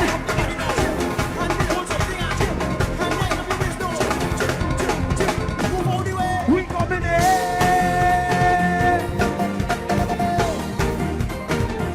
And it's boxy boxy.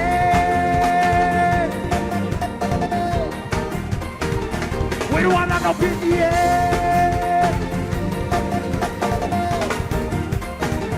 Get from now till Monday. Also, a major highlight coming from the International Soca Night was the electrifying performance from Grenadian artist Mr. Killer, whose crowd surfing moment got the attention of many across the region after videos from his performance in the festival grounds went viral across the territory.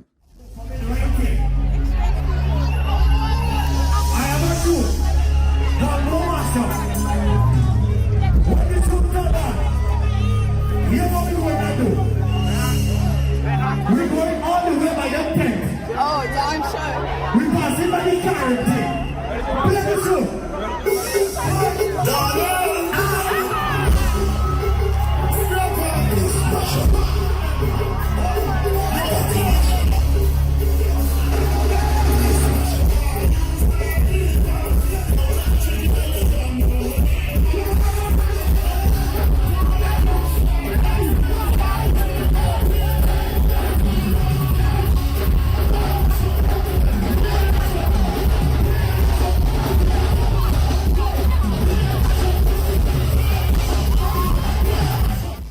Well, likewise, making a return after a 2-year absence was the August Monday parade, which despite not having the pre-COVID-19 troop numbers, was considered by many to also be a success. But the procession of troops started from McNamara after 2 p.m. on August 1st and made its way along Waterfront Drive to the festival grounds in Road Town.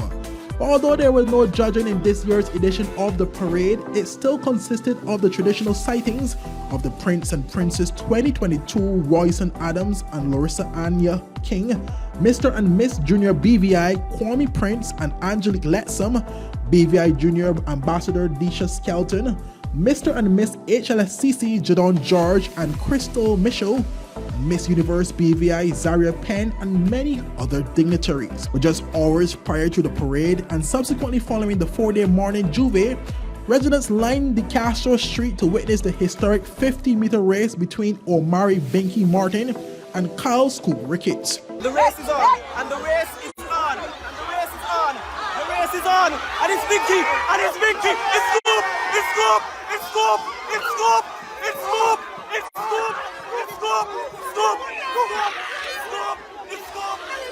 But both Binky and Scoop had their supporters who congregated in large numbers with cell phones and cameras in hand to catch the big moment. But the race looked evenly contested, at least for the first 20 steps, but that was until Scoop selected another gear and distanced himself from Binky. But while Scoop was declared the clear winner, some residents felt a rematch should have been had, arguing that Binky's path was obstructed by members of the crowd, preventing a possible come-from-behind victory for Binky. I guess we'll have to wait until next year for that possible rematch, which has been set for January 14th, 2023. That race was so viral that top local Olympian Kyron McMaster, after completing a historic double in the 400-meter hurdles at Commonwealth Games, made a mention of the event. You know, this trip around this year, it wasn't me that bring everybody up, you know, it was Scoop. And Scoop and Binky. Them is the man that steal the show. Them is the one that needed to be out there, not me. I was just following their footsteps this trip around. I see Scoop, we were training for that race, so you know I had to be like, Scoop, he inspired me to come out here and handle business. Last but not least on the entertainment scene is the announcement of 7 Grammy nominations for USVI native, award-winning songwriter and producer Theron Thomas for the year 2022. For his writing contribution to the songs Big Energy by Lato and About Damn Time by Lizzo, which also featured in her album Special, Thomas received nominations in Best Pop Solo Performance, Best Pop Vocal Album, Best Melodic Rap Performance, Song of the Year, Record of the Year, Best Remix Recording, and Album of the Year. We do wish him all the best in the upcoming 65th Grammy Awards in February 2023. Well, of course, Ron and Jaka, you know, we had so much entertainment here in the territory for the year 2022. A lot of persons were a bit shocked to see we had so many festivities in such a small island for the year, considering we start with so many protocols. It was definitely a year full of entertainment. Festival was by far my favorite. I'm so thankful that we were able to have a festival, and I enjoyed nothing more than coming down the road with my libations and let's call it half naked, but we had a good time. We might have to have a vote on that, because for me, my favorite was Christmas in the BVI. It was absolutely beautiful, and it really just added to that sense of community and togetherness I spoke about earlier. Now, speaking of togetherness, another area that I see Virgin Islanders coming together on, it's on social media. Indeed. The second something happens, discussions are ongoing. You know, the group chats are always lively. So right now, we take a look at some of those stories who cast fire on social media this year. Throughout the year, the high cost of electricity has been a topical issue at every level of Virgin Islands society. Earlier this year, the government of the Virgin Islands entered discussions with BVI Electricity Corporation and other relevant stakeholders to decide what measures can be taken to ease the burden of high electricity costs being faced by customers. BVI EC attributed the issue mainly to external factors, particularly the effects of the COVID-19 pandemic and the Russian invasion of Ukraine on the global oil market. At this present time, coming out of the pandemic, that has unfortunately driven the cost of oil extremely high. And more recently, the geopolitical issues which are taking place in Europe between Russia and Ukraine, that has unfortunately spiraled or caused the effects of coming out of the pandemic and caused the cost of oil and gas to escalate to record figures that we haven't seen in well over 2 decades. General Manager of BVI EC Libra Abraham said that despite popular opinion that the situation in the Virgin Islands is being out of hand, this is something that unfolded regionally and globally, with countries being forced to adapt and electricity companies being forced to pass on some of the escalated costs to customers. The corporation went on to ask that customers take accountability for the autonomy they hold in controlling electricity consumption in their households, stating that customers are in control of their electricity consumption. This did little to appease the public's thirst for answers on the issue, evident as persons redirected their efforts to demanding that the government investigate the Electricity Corporation beyond their mandatory audit on allegations of mismanagement of customers' assets and victimization of customers. Premier Dr. The Honorable Natalia Wheatley invited those concerned in that regard to lodge their complaints with the relevant board or go directly to the Ministry of Communications and Works. While it is unclear whether persons decided to take that route, residents across the territory did get some reprieve towards the end of the year when the government announced 3 months fuel surcharge subsidies for residential bills to cover consumption for the months of September, October, and November, for which bills would be issued in October, November, and December at a rate of 50%, 50%, and 100% respectively. While the government has assured that it remains dynamic in its response to the issue, authorities have noted that the ability of the Virgin Islands government to provide further reprieve depends on the territory's ability to finance such initiatives. While the territory's legal battles with same-sex marriage did not begin this year, there have been some notable developments in 2022 which took social media by storm. In September, heavy debate arose surrounding what appeared to be a gay marriage ceremony held on Necker Island. News broke after Vogue magazine released an article on the ceremony, which was said to have taken place in May as part of the couple's 4-day destination wedding. While many questioned its legality, local authorities later labeled the event as a strictly ceremonial affair, given that the pair was not issued any marital license under the laws of the territory. Perhaps the biggest development in this area this year was the Premier's announcement that he intends to bring forth the BVI's first ever referendum to arrive at a national decision on the issue of same-sex marriage. This, as a pending High Court decision threatens to force the territory's hand by finding areas of the Matrimonial Proceedings and Property Act unconstitutional, making it null and void, and removing legal guidelines on the gender makeup of a constitutional marriage in the territory. The matter relates to a case involving a same-sex couple consisting of 2 Virgin Islanders who were married abroad and have mounted a legal challenge to have their union recognized in the territory. During a Virgin Islands Day ceremony held at the HLSCC auditorium named in her honor, former legislator Eileen L. Parsons, who is popularly regarded as a cultural icon in the territory, sent shockwaves through the minds of her audience after uttering statements that were widely described as hurtful and disrespectful in response to the question, "What does it mean to be a Virgin Islander?" Parsons, who prefaced her response by saying, quote, "These are my personal opinions, and I make absolutely no excuse for what I am going to say," end quote, went on to state, "A Virgin Islander had to be able to trace back his parentage back 3 generations of Virgin Islanders on both sides." Her comments prompted widespread anger among residents, with persons from all walks of life taking to social media to voice their concerns and calling Parsons' statement a true sign of xenophobia in the Virgin Islands. On February 12, the Royal Virgin Islands Police Force was summoned by a pedestrian who said that they saw a man with a stick smashing windshields and windows of numerous motor vehicles parked in the parking lot of the old hospital. Responding officers found a male, Glenford Smith Jr., armed with a tree branch while sitting on the porch of the Adina Donovan nursing home. Bystanders identified this individual as the one behind the boisterous behavior reported to the police. Smith is said to have also openly admitted to the officers by stating, quote, "I mash up the vehicles," before being arrested and taken to the Roadtown police station. He was later cleared as sound of mind following concerns that the incident may have been a result of mental health issues. It was later determined that Smith's actions actually stemmed from him being frustrated, having been refused medical treatment at the old hospital building.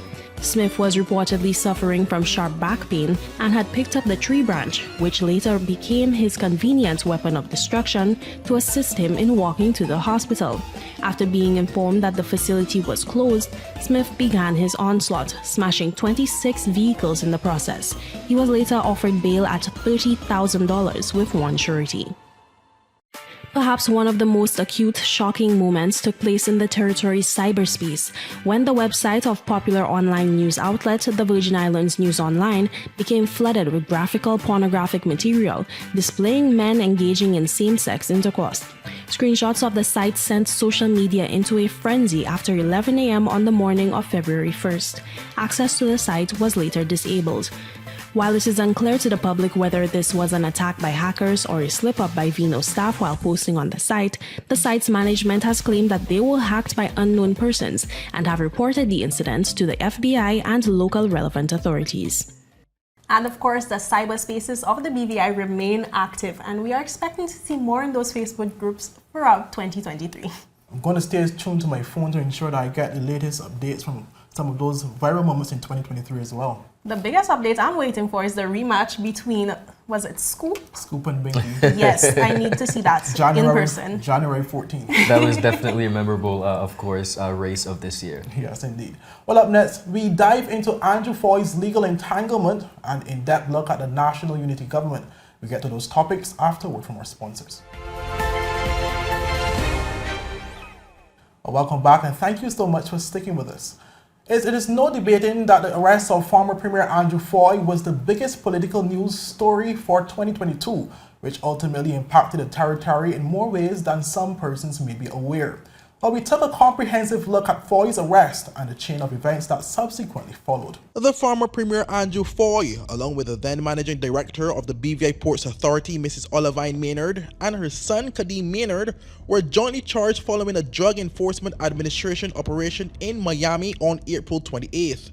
284 News was the first to break the story, which was initially confirmed by the Office of the Governor via an email, where Governor His Excellency John Rankin ruled out this Commission of Inquiry report as having anything to do with Fahie's arrest.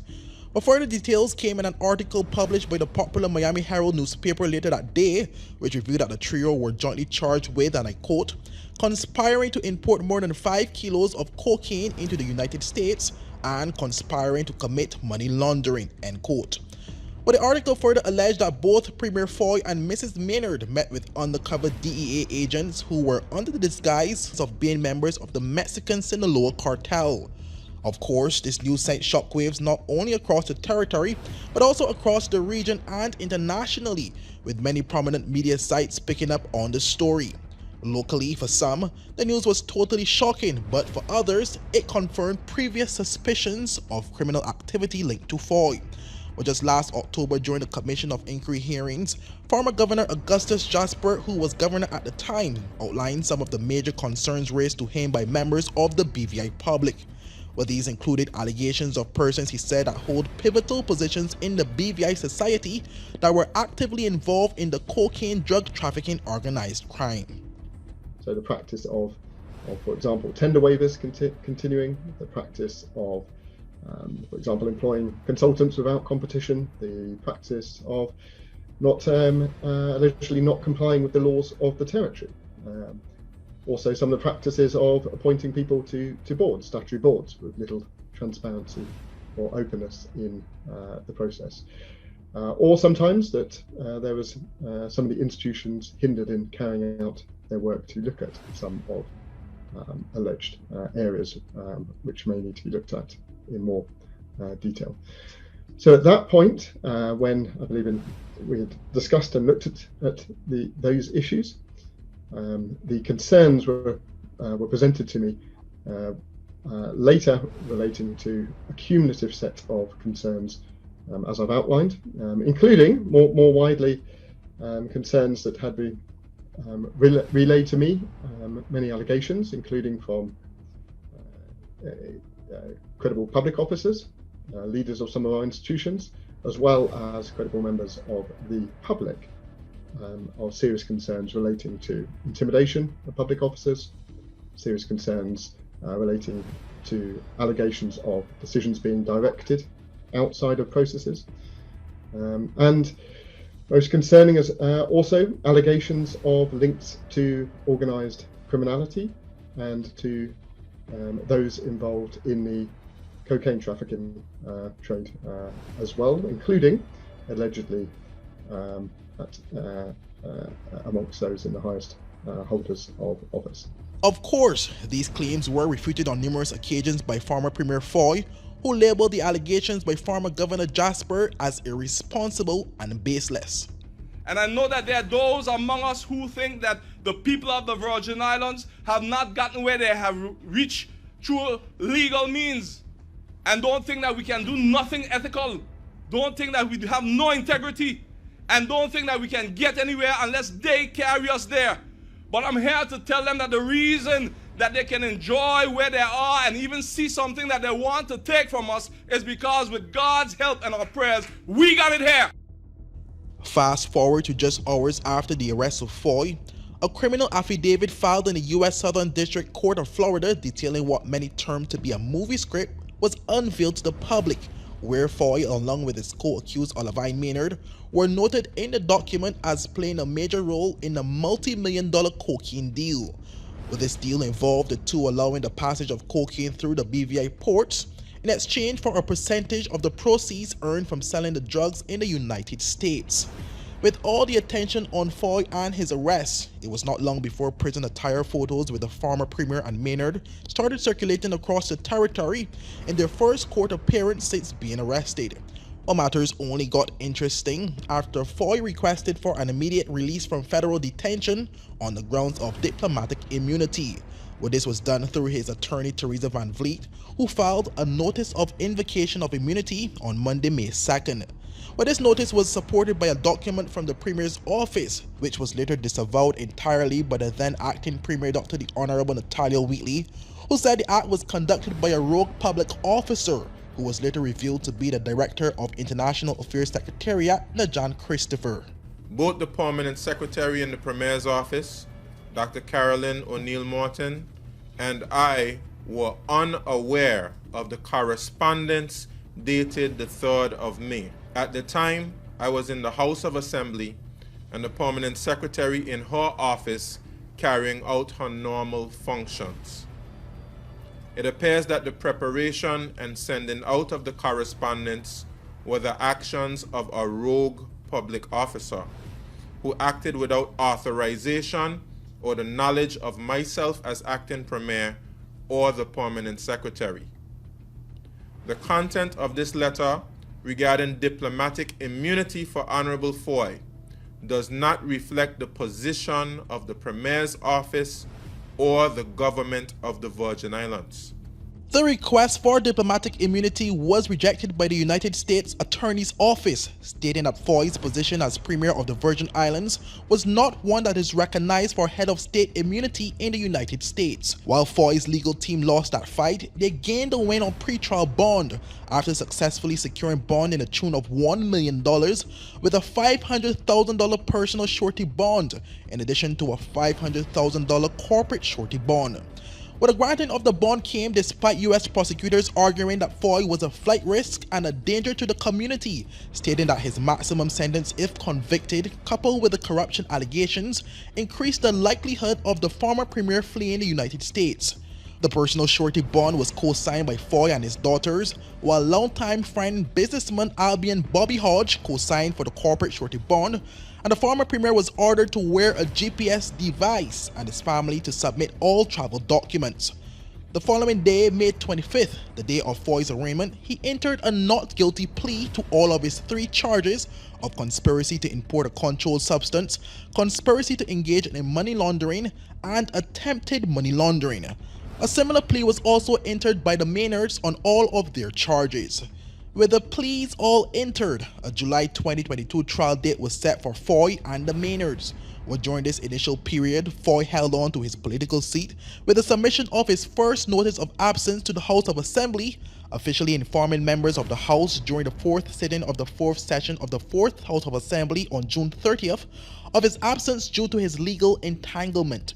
Well, this notice was accepted by the newly installed Speaker, Mrs. Corinne George Massicott. Please note that the following members have given notice of their absence from today's sitting.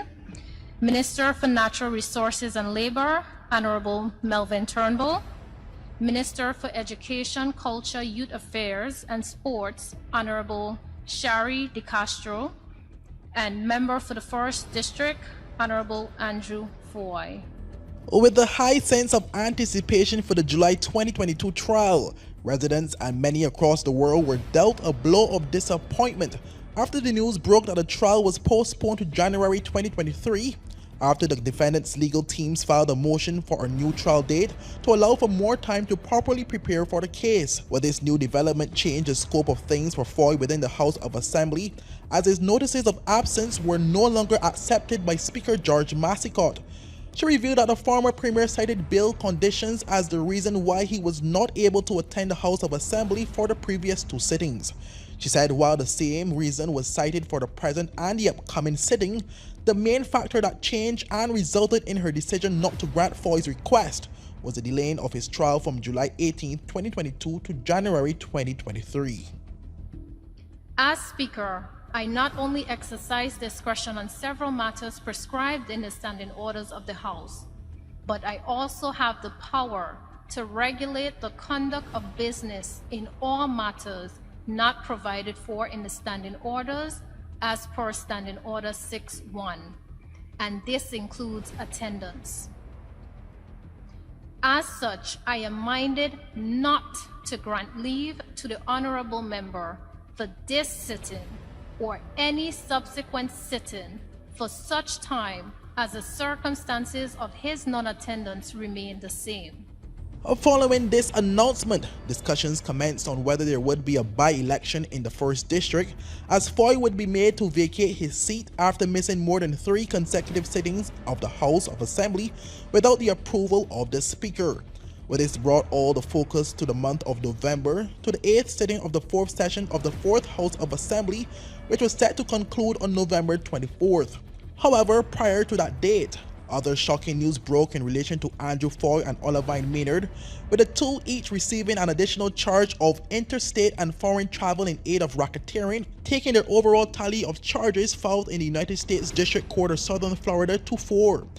With Fahie's legal battles mounting, the House of Assembly sitting on November 24th became the main attraction, as some residents were eager to see the process that would have led to the vacating of the District 1 seat at the end of the sitting. However, just before the lunch break of the session, many residents were stunned to hear the announcement by the Speaker on the retirement of Fahie from elected politics after serving more than 20 years. I, Andrew Alturu Fahie, now respectfully take this time to officially inform you, Madam Speaker, through this written notice with effect from 24th November 2022 of my retirement from serving in the capacity as a member of the House of Assembly of the Virgin Islands and 1st District Representative, and from active politics at this time.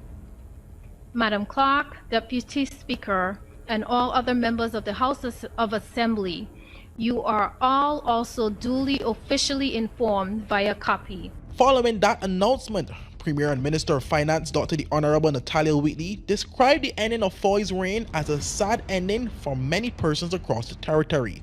He extended prayers to the family of Fahi and to the residents of the 1st District, adding that Fahi's 6 consecutive terms in office is a testament to the service he delivered to his constituents. To be able to be re-elected once, I know, even from the standpoint where I am, has to be very, very difficult. It's difficult. It's not an easy task to be a legislator, to be a minister, to be a backbencher or opposition, whatever it is. It cannot be an easy task to be re-elected even once. But to be re-elected, how many times was it? 6 times? It would not be possible, Madam Speaker, without helping many, many persons and touching many persons' lives.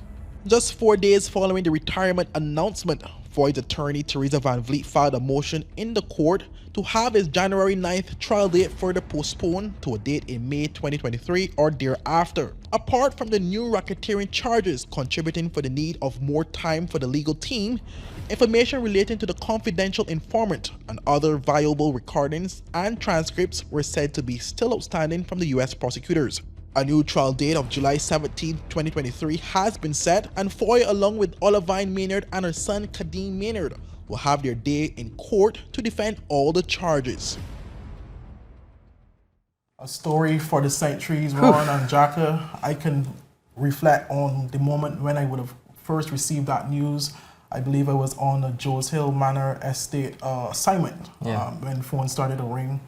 It was shocking. Well, we were the first to break that story, and I do remember having received that correspondence from His Excellency Governor John Ranking, and of course, once it was published, the calls came in, "Are you sure? Are you sure?" And I'm like, "Yeah, I'm sure. This is accurate." Very unfortunate situation, but one of the things that I hope we could all take away from this very troubling situation is that at the end of the day and in the final analysis, I don't think Virgin Islanders should take the events of the former premier and internalize it, simply meaning that we are not his or others, the mistakes of others. As a country, we have to move on, and that is simply what we've been doing.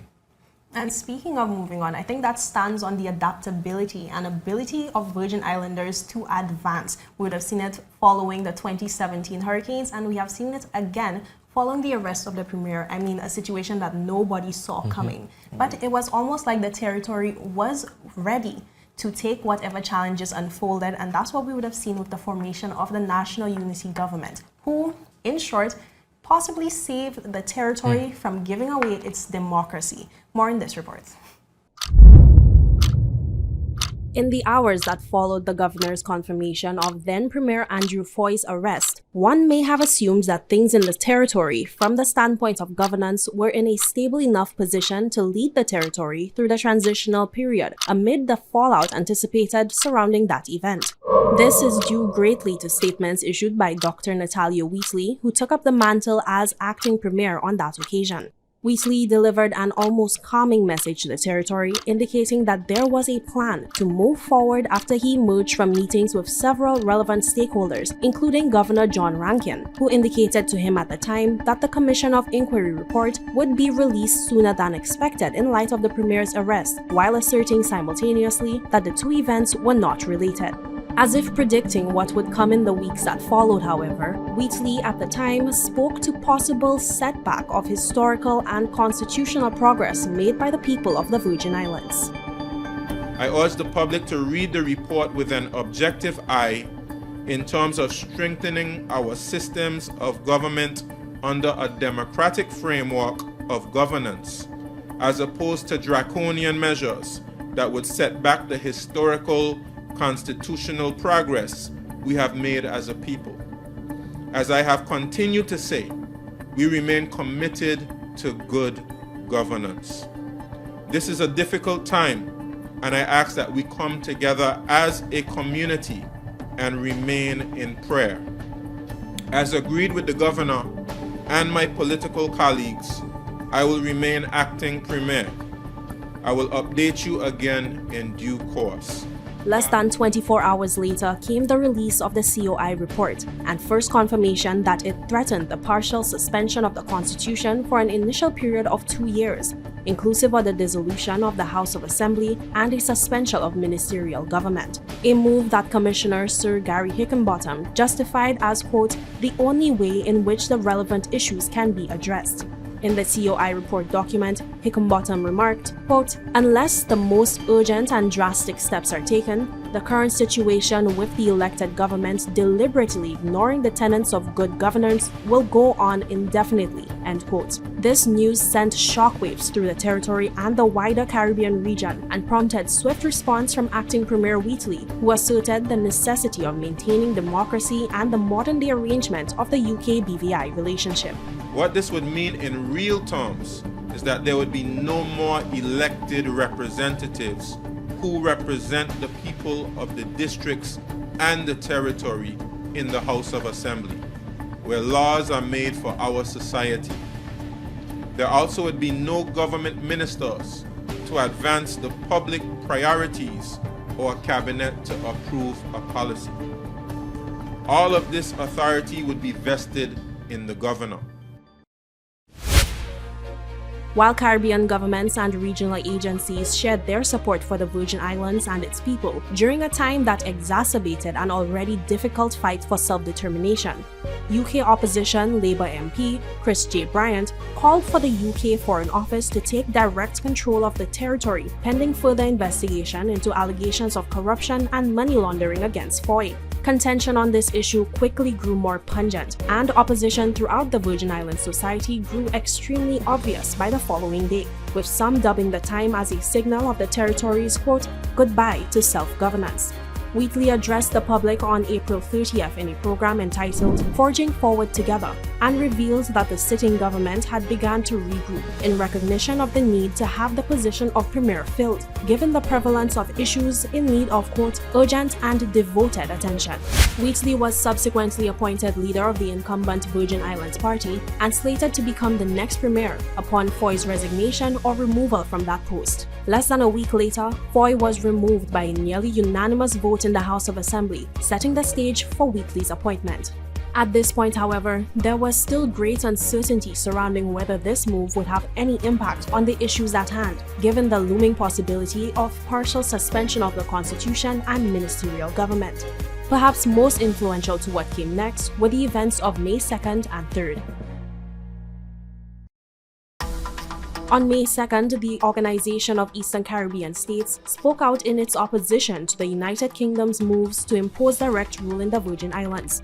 Speaking on behalf of the sub-regional organization, Chairman, then Prime Minister of Grenada, Dr. Keith Mitchell, called on the people of the Virgin Islands to put their political differences aside and adopt a non-partisan approach to the issues at hand. Dr. Mitchell directly suggested that the opposition and government should join in consultation on the subject and asserted that the Virgin Islands people should be afforded the opportunity to solve their problems with their own premier. As the territory began to gain more support in averting this threat to its democracy, Virgin Islanders themselves began coming out to host protest demonstrations outside of the governor's official residence, demanding a public meeting with then Overseas Territories Minister Amanda Milling. These developments coincided with the beginning of discussions between Milling, Wheatley, and other House of Assembly members regarding the territory's concerns. On the heels of what Wheatley described as cordial and positive discussions, the National Unity Government was proposed in the House of Assembly on May 4th. Madam Speaker, to complement our efforts and our commitment to the very urgent and necessary reforms, we have constituted a new government, the Government of National Unity, with new ministers drawn from across the party lines. Following the successful motion of no confidence in the previous government, led by the former Premier, during our last sitting on the 5th of May 2022, Governor Ranking administered the oath of office, appointing me Premier and Minister of Finance. This came with serious changes to the structure of the House of Assembly and the Cabinet. Following Premier Wheatley's announcement, then Leader of the Opposition Honorable Marlon A. Penn and Honorable Mark H. Vanterpool, both of the National Democratic Party, as well as Honorable Melvin M. Turnbull of the Progressive Virgin Islands Movement, crossed the floor to join the Virgin Islands Party MPs, giving the newly formed National Unity Government an 11-1 majority, with only Honorable Julian Fraser of Progressives United remaining in opposition. Fraser later became Leader of the Opposition. Honorable Carvin Malone and Vincent O. Wheatley were later stripped of their ministerial roles to allow for restructuring and reassignment of ministerial portfolios. With the addition of Premier Wheatley, the duties of the Cabinet were assigned as follows. Honorable Sherry B. De Castro, Minister for Education, Culture, Youth Affairs and Sports. Honorable Marlon Penn, Minister for Health and Social Development. Honorable Melvin Mitch Turnbull, Minister for Natural Resources and Labour.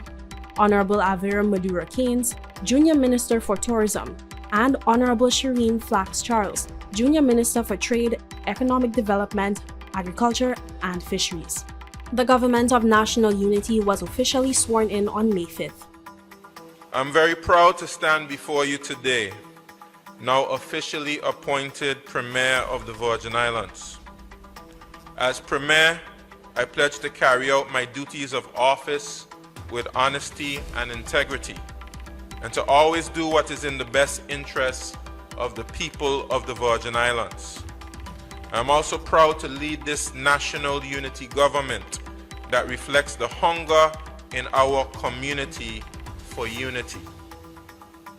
This swearing-in ceremony represents another important and necessary step in the process of renewing our cherished democracy and reforming our institutions and systems of government.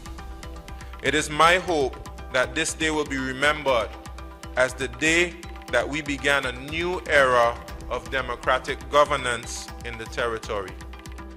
The first order of business, Wheatley revealed several days later, was to make direct correspondence with the United Kingdom on this new direction by way of a proposal seeking to circumvent any suspension of the Constitution while still pursuing the recommendations of the COI Report. We want to engender a new culture in the handling of the people's business.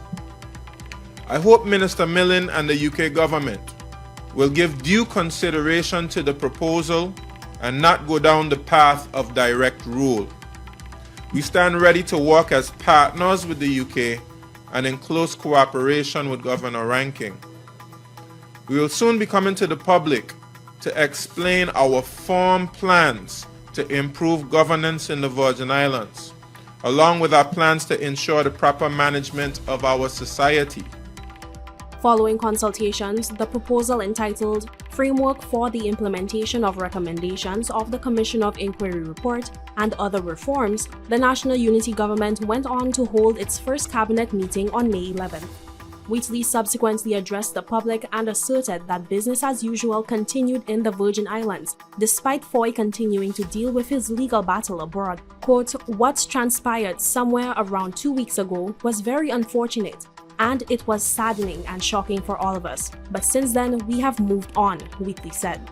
While major hurdles had been cleared, the National Unity Government was not out of the woods yet, evident from internal issues which unfolded soon after. By the middle of June, the House of Assembly was in for another shakeup. This as Territorial at-Large Representative Carvin Malone announced his separation from the National Unity Government and crossed over to the parliamentary opposition. At the time, he explained the move by stating that his views no longer aligned with the National Unity Government. Over time, however, Malone began to shed more light on the apparent disconnect between him and his VIP comrades on the coalition government initiative.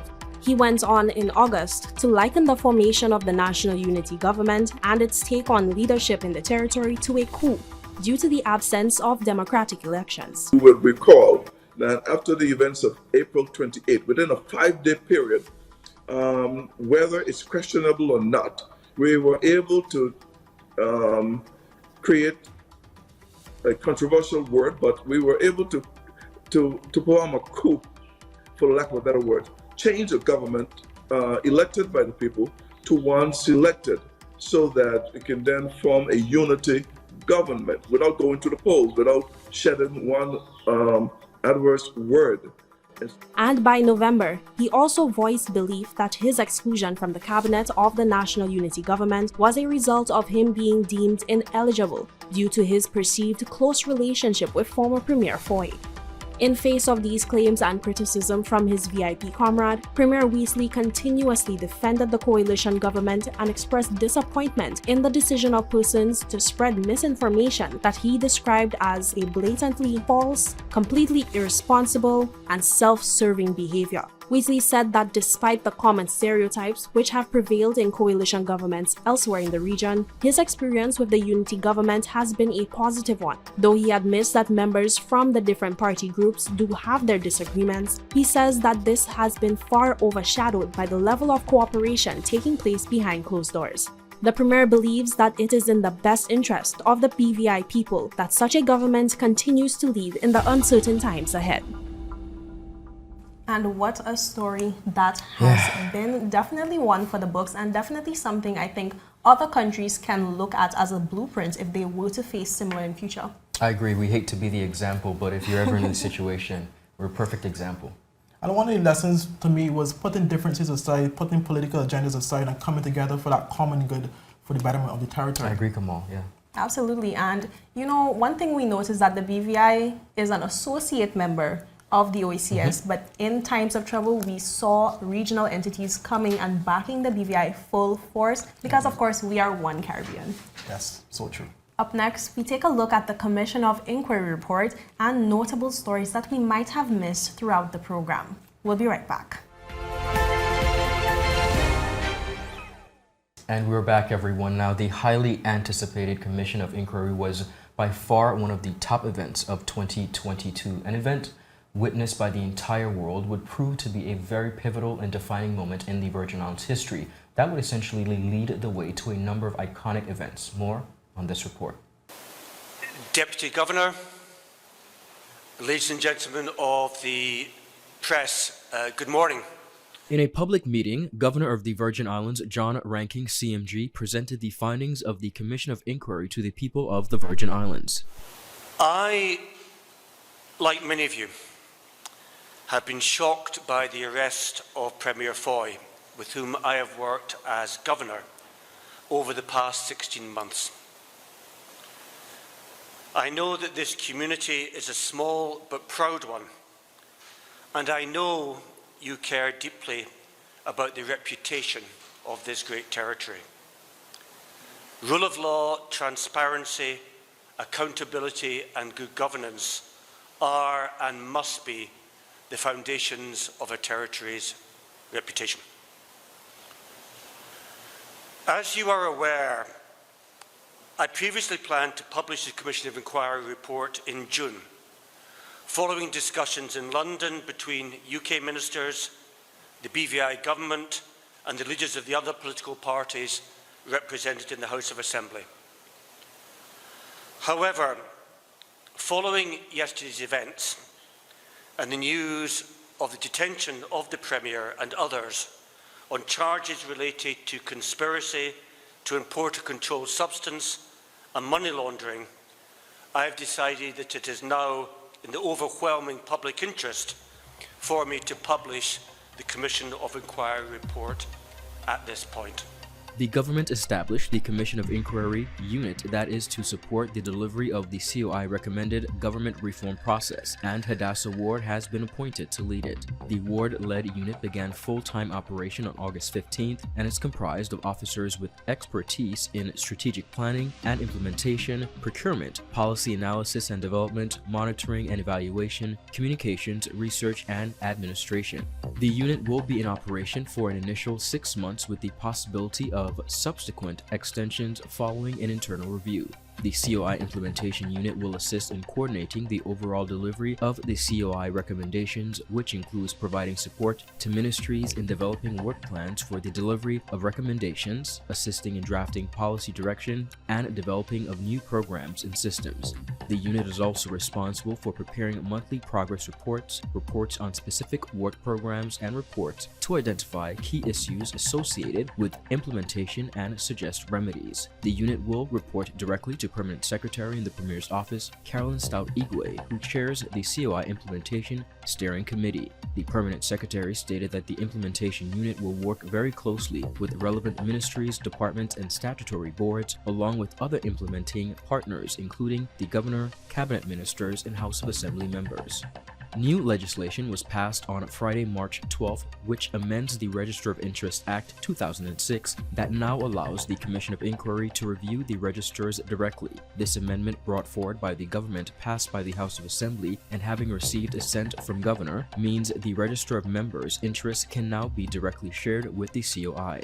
Following the launch of the Commission of Inquiry on January 19th, the government of the Virgin Islands recognized the importance of granting access to the Commissioner in order to share information legally and quickly. Until now, the Register of Interest of members of the House of Assembly could only be shared in certain circumstances, namely in criminal investigations, legal proceedings, or in written requests by a member.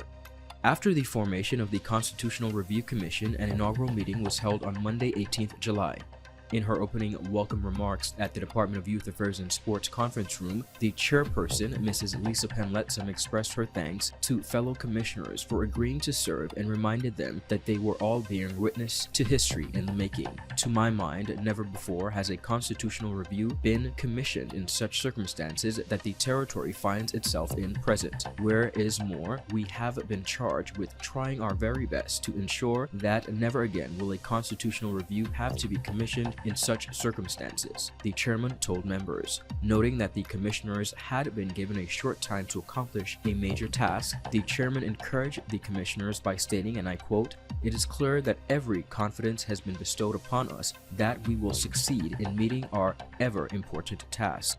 Following the swearing-in of members present, the commissioners immediately set about agreeing a draft set of terms of reference that would be used to chart the course of the commissioners' work going forward. Under the framework of implementation of the recommendations of the Commission of Inquiry Report and other reforms, the government of the Virgin Islands proposed a deadline of July 31st, 2022 for the Constitutional Review Commission to present draft terms of reference to the Premier and the Governor for joint sign-off.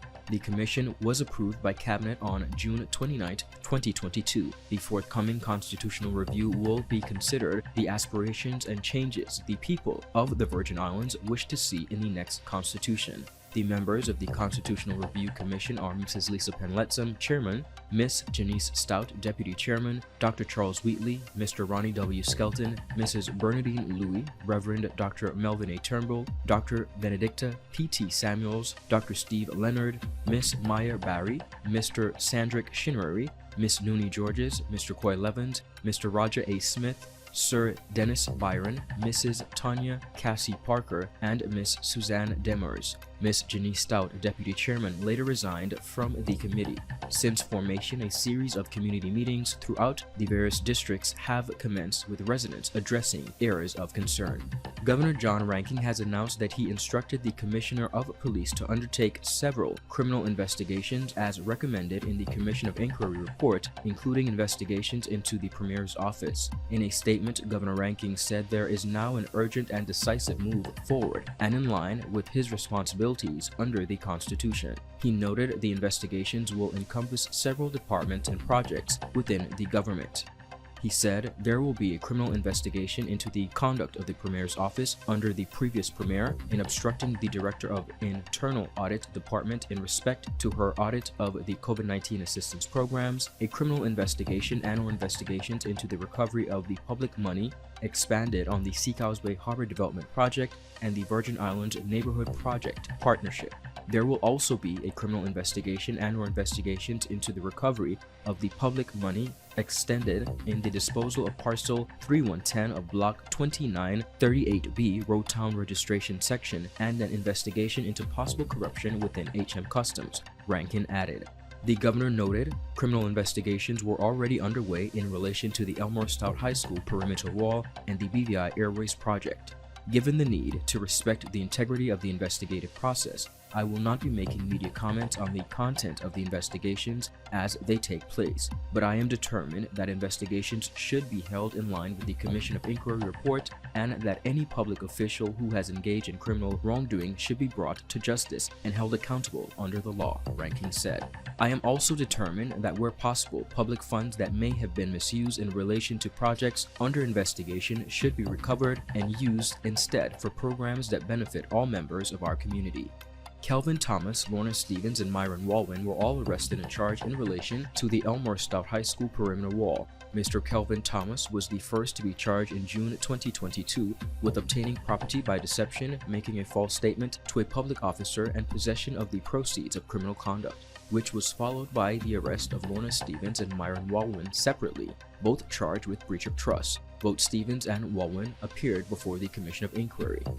Once arrested and charged, Myron Walwyn issued a statement on his arrest, which was followed by the Office of the Director of Public Prosecutions acknowledging but refuting the statement issued by former Education Minister Myron Walwyn. In a statement of its own, the DPP expressed its disappointment and accused Walwyn of attempting to adversely influence the potential array of jurors who will eventually decide his fate and the fate of other persons similarly charged. Such rhetoric, they said, only serves to undermine the course of justice in the territory. The DPP's statement also sought to clarify the course of events which took place during the investigations, which ultimately led to Walwyn's arrest on November 1st.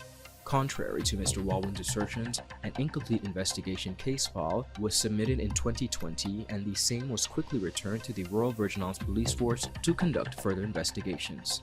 However, the case files were never completed by the Royal Virgin Islands Police Force at that stage. The decision was made to bring an independent team of financial investigators from the United Kingdom to review the investigation, and that review commenced in early 2021.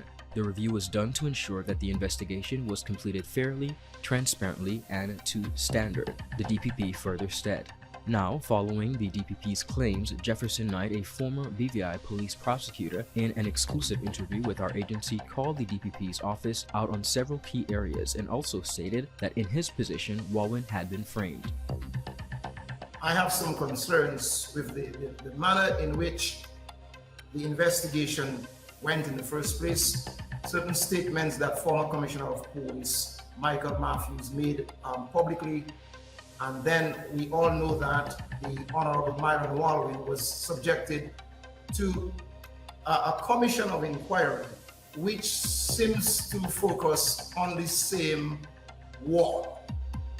So my concern as a trained criminal investigator, a trained financial investigator, and obviously a prosecutor, I'm trying to analyze how did a criminal investigation, which commenced, according to Commissioner Michael Matthews, which commenced sometime in January of 2019, just before the general election, while the Honorable Myron Walwyn was the Minister of Education. And according to Commissioner of Police Michael Matthews, after the general election of 2019, he said on news that the investigation will continue, and it did continue. And then in 2020, early 2020, Commissioner of Police Michael Matthews told us on the news that the investigation is complete and that the matter has been sent to the Director of Public Prosecutions. And then we did not hear anything about that. And suddenly, in 2021, January 18, 2021, His Excellency the Governor, J.U. Jaspert, announced that there will be a commission of inquiry in the BVI, which is under the BVI laws, that is in accordance with the provisions of Section 2 of the Commissions of Inquiries Act 1818, Chapter 237. And surprisingly, to me, as a criminal investigator and prosecutor, the very same matter that was the center of a criminal investigation by Commissioner of Police Michael Matthews is now before the Commission of Inquiry. And the basis for bringing the Elmwood High School wall before the Commission of Inquiry is upon the report, the Auditor General's report, which in the first place was the basis which initiated the criminal investigation some 2.5 years before.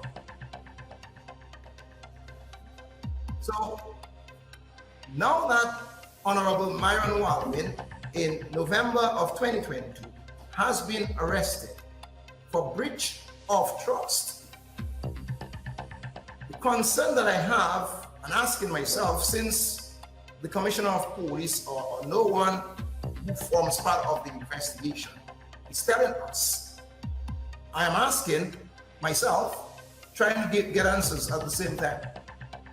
Which investigation basically constituted the charge? Is it the criminal investigation that Commissioner of Police Michael Matthews said he had completed in January of 2020, or is it as a result of the recommendation of the Commission of Inquiry report, which it is certainly prejudicial, which is unconstitutional and unfundamental.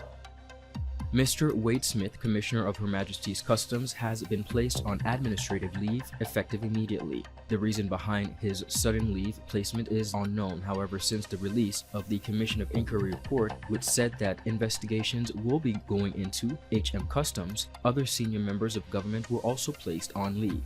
Smith, who has served as the Commissioner of Customs for over 20 years, resigned from his post to contest the 2019 general elections under the Progressive Virgin Islands Party in the 5th District. He was unsuccessful. The Royal Virgin Islands Police Force has confirmed that former Postmaster General Pasha Stout has been charged with various offenses in relation to historical financial irregularities at the BVI post. The police said in a short press statement that Stout was charged on Friday, December 16th. However, the law enforcers did not specify the number of offenses or the specific charges. In the meantime, Stout, 45, who resides in Windy Hill, was charged alongside another woman, 43-year-old Wendy George of Virgin Gorda. As this is an ongoing investigation, the Royal Virgin Islands Police Force will make no further comment in relation to this matter, the police said in a press statement. The Royal Virgin Islands Police Force then later confirmed Gagnish Surburi, 34 of Virgin Gorda, has also been charged in relation to historical financial irregularities at BVI Post, along with the two women. Former Director of the Social Security Board, Ms. Antoinette Skelton, has been recalled to serve the government as it seeks to implement the recommendations from the United Kingdom-led Commission of Inquiry into allegations of corruption in public office. Skelton, who was forced to retire sooner than expected, has been appointed reviewer of the recommendations 24 of the COI Report, which deals with the review of statutory boards. Cabinet approved the appointment on December 9th and did not include the Social Security Board for Ms. Skelton's work plan. According to a briefing from the Cabinet Office, it was noted that the appointment is for 6 months from the 15th of December 2022 until April 30th, 2023, subject to exchange of letters between the BVI government and the UK government. Cabinet decided that Ms. Skelton be paid the first-tier stipend of $5,000. According to the COI report, the review of all statutory boards is to establish the extent to which those boards are behind in their obligations to submit timely financial reports and audits. The review will also determine the extent to which those boards are applying policies intended to promote good governance, such as a conflict of interest policy and a political interference policy, along with the extent to which those boards follow a due diligence policy. Based on the COI report, the review should be undertaken by a senior public officer and should identify what steps need to be taken to remedy any deficiencies and a timescale in which these steps should be accomplished in the form of a report to the governor as mandated by the Commission of Inquiry. The review should be completed within 6 months. I do think it's important to note that I do not think we have seen the last bit of the Commission of Inquiry. This is definitely something that's going to be continuing on in 2023, and we are going to be looking forward with anticipation to see what some of these events are going to take place. Indeed, I totally agree with you, Ron. I mean, at the end of the day, the territory's constitution is still on the line, you know, in terms of suspension. And if the government continue to miss deadlines, we may be in that position to a possible suspension. So obviously 2023, so much to look forward when it comes to the COI. And there's a lot at stake.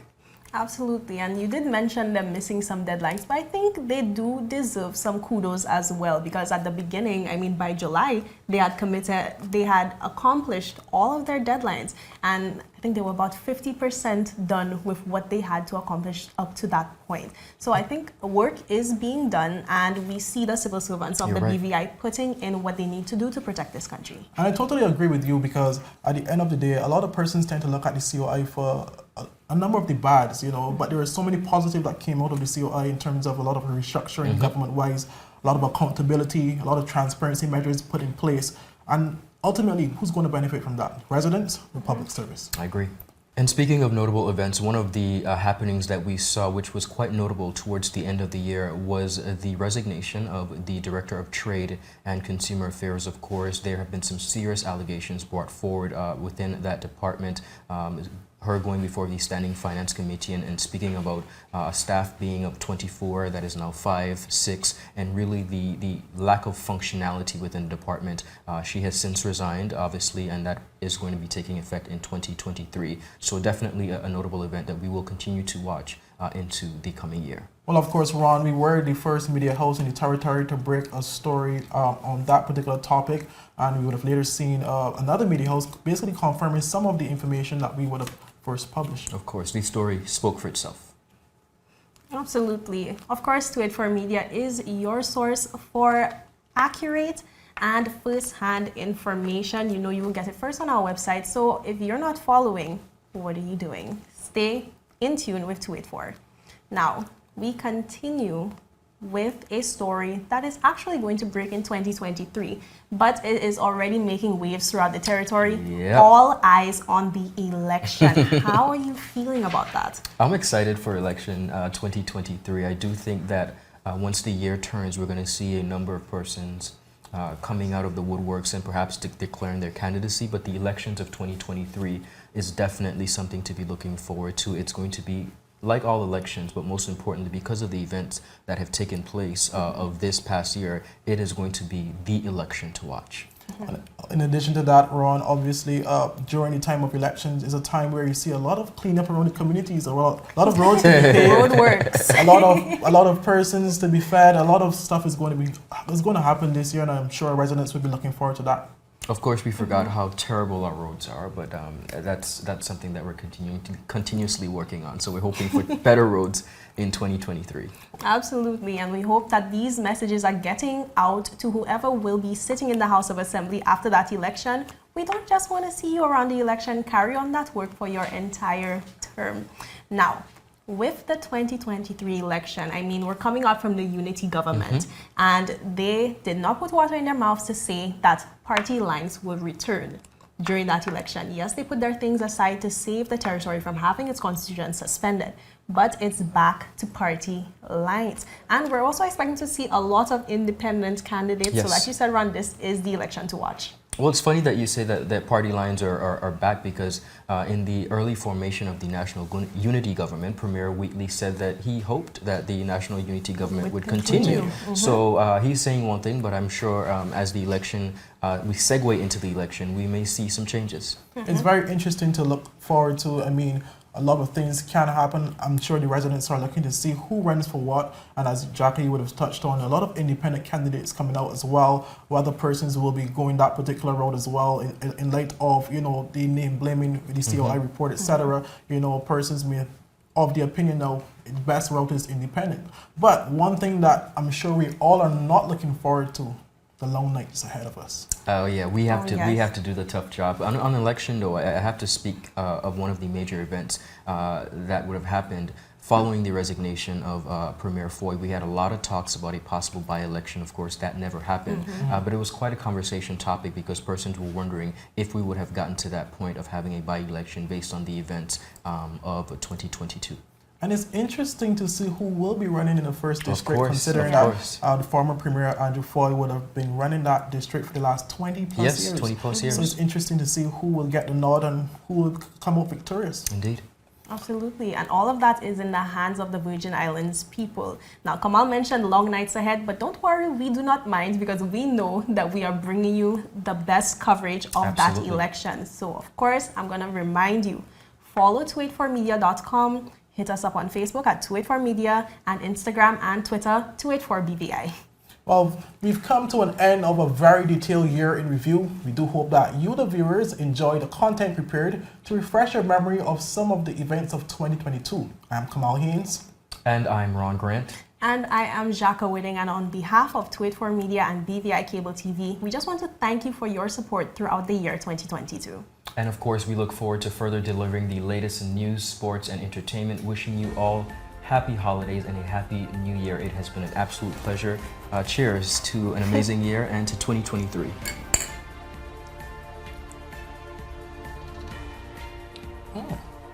Good stuff. Very good.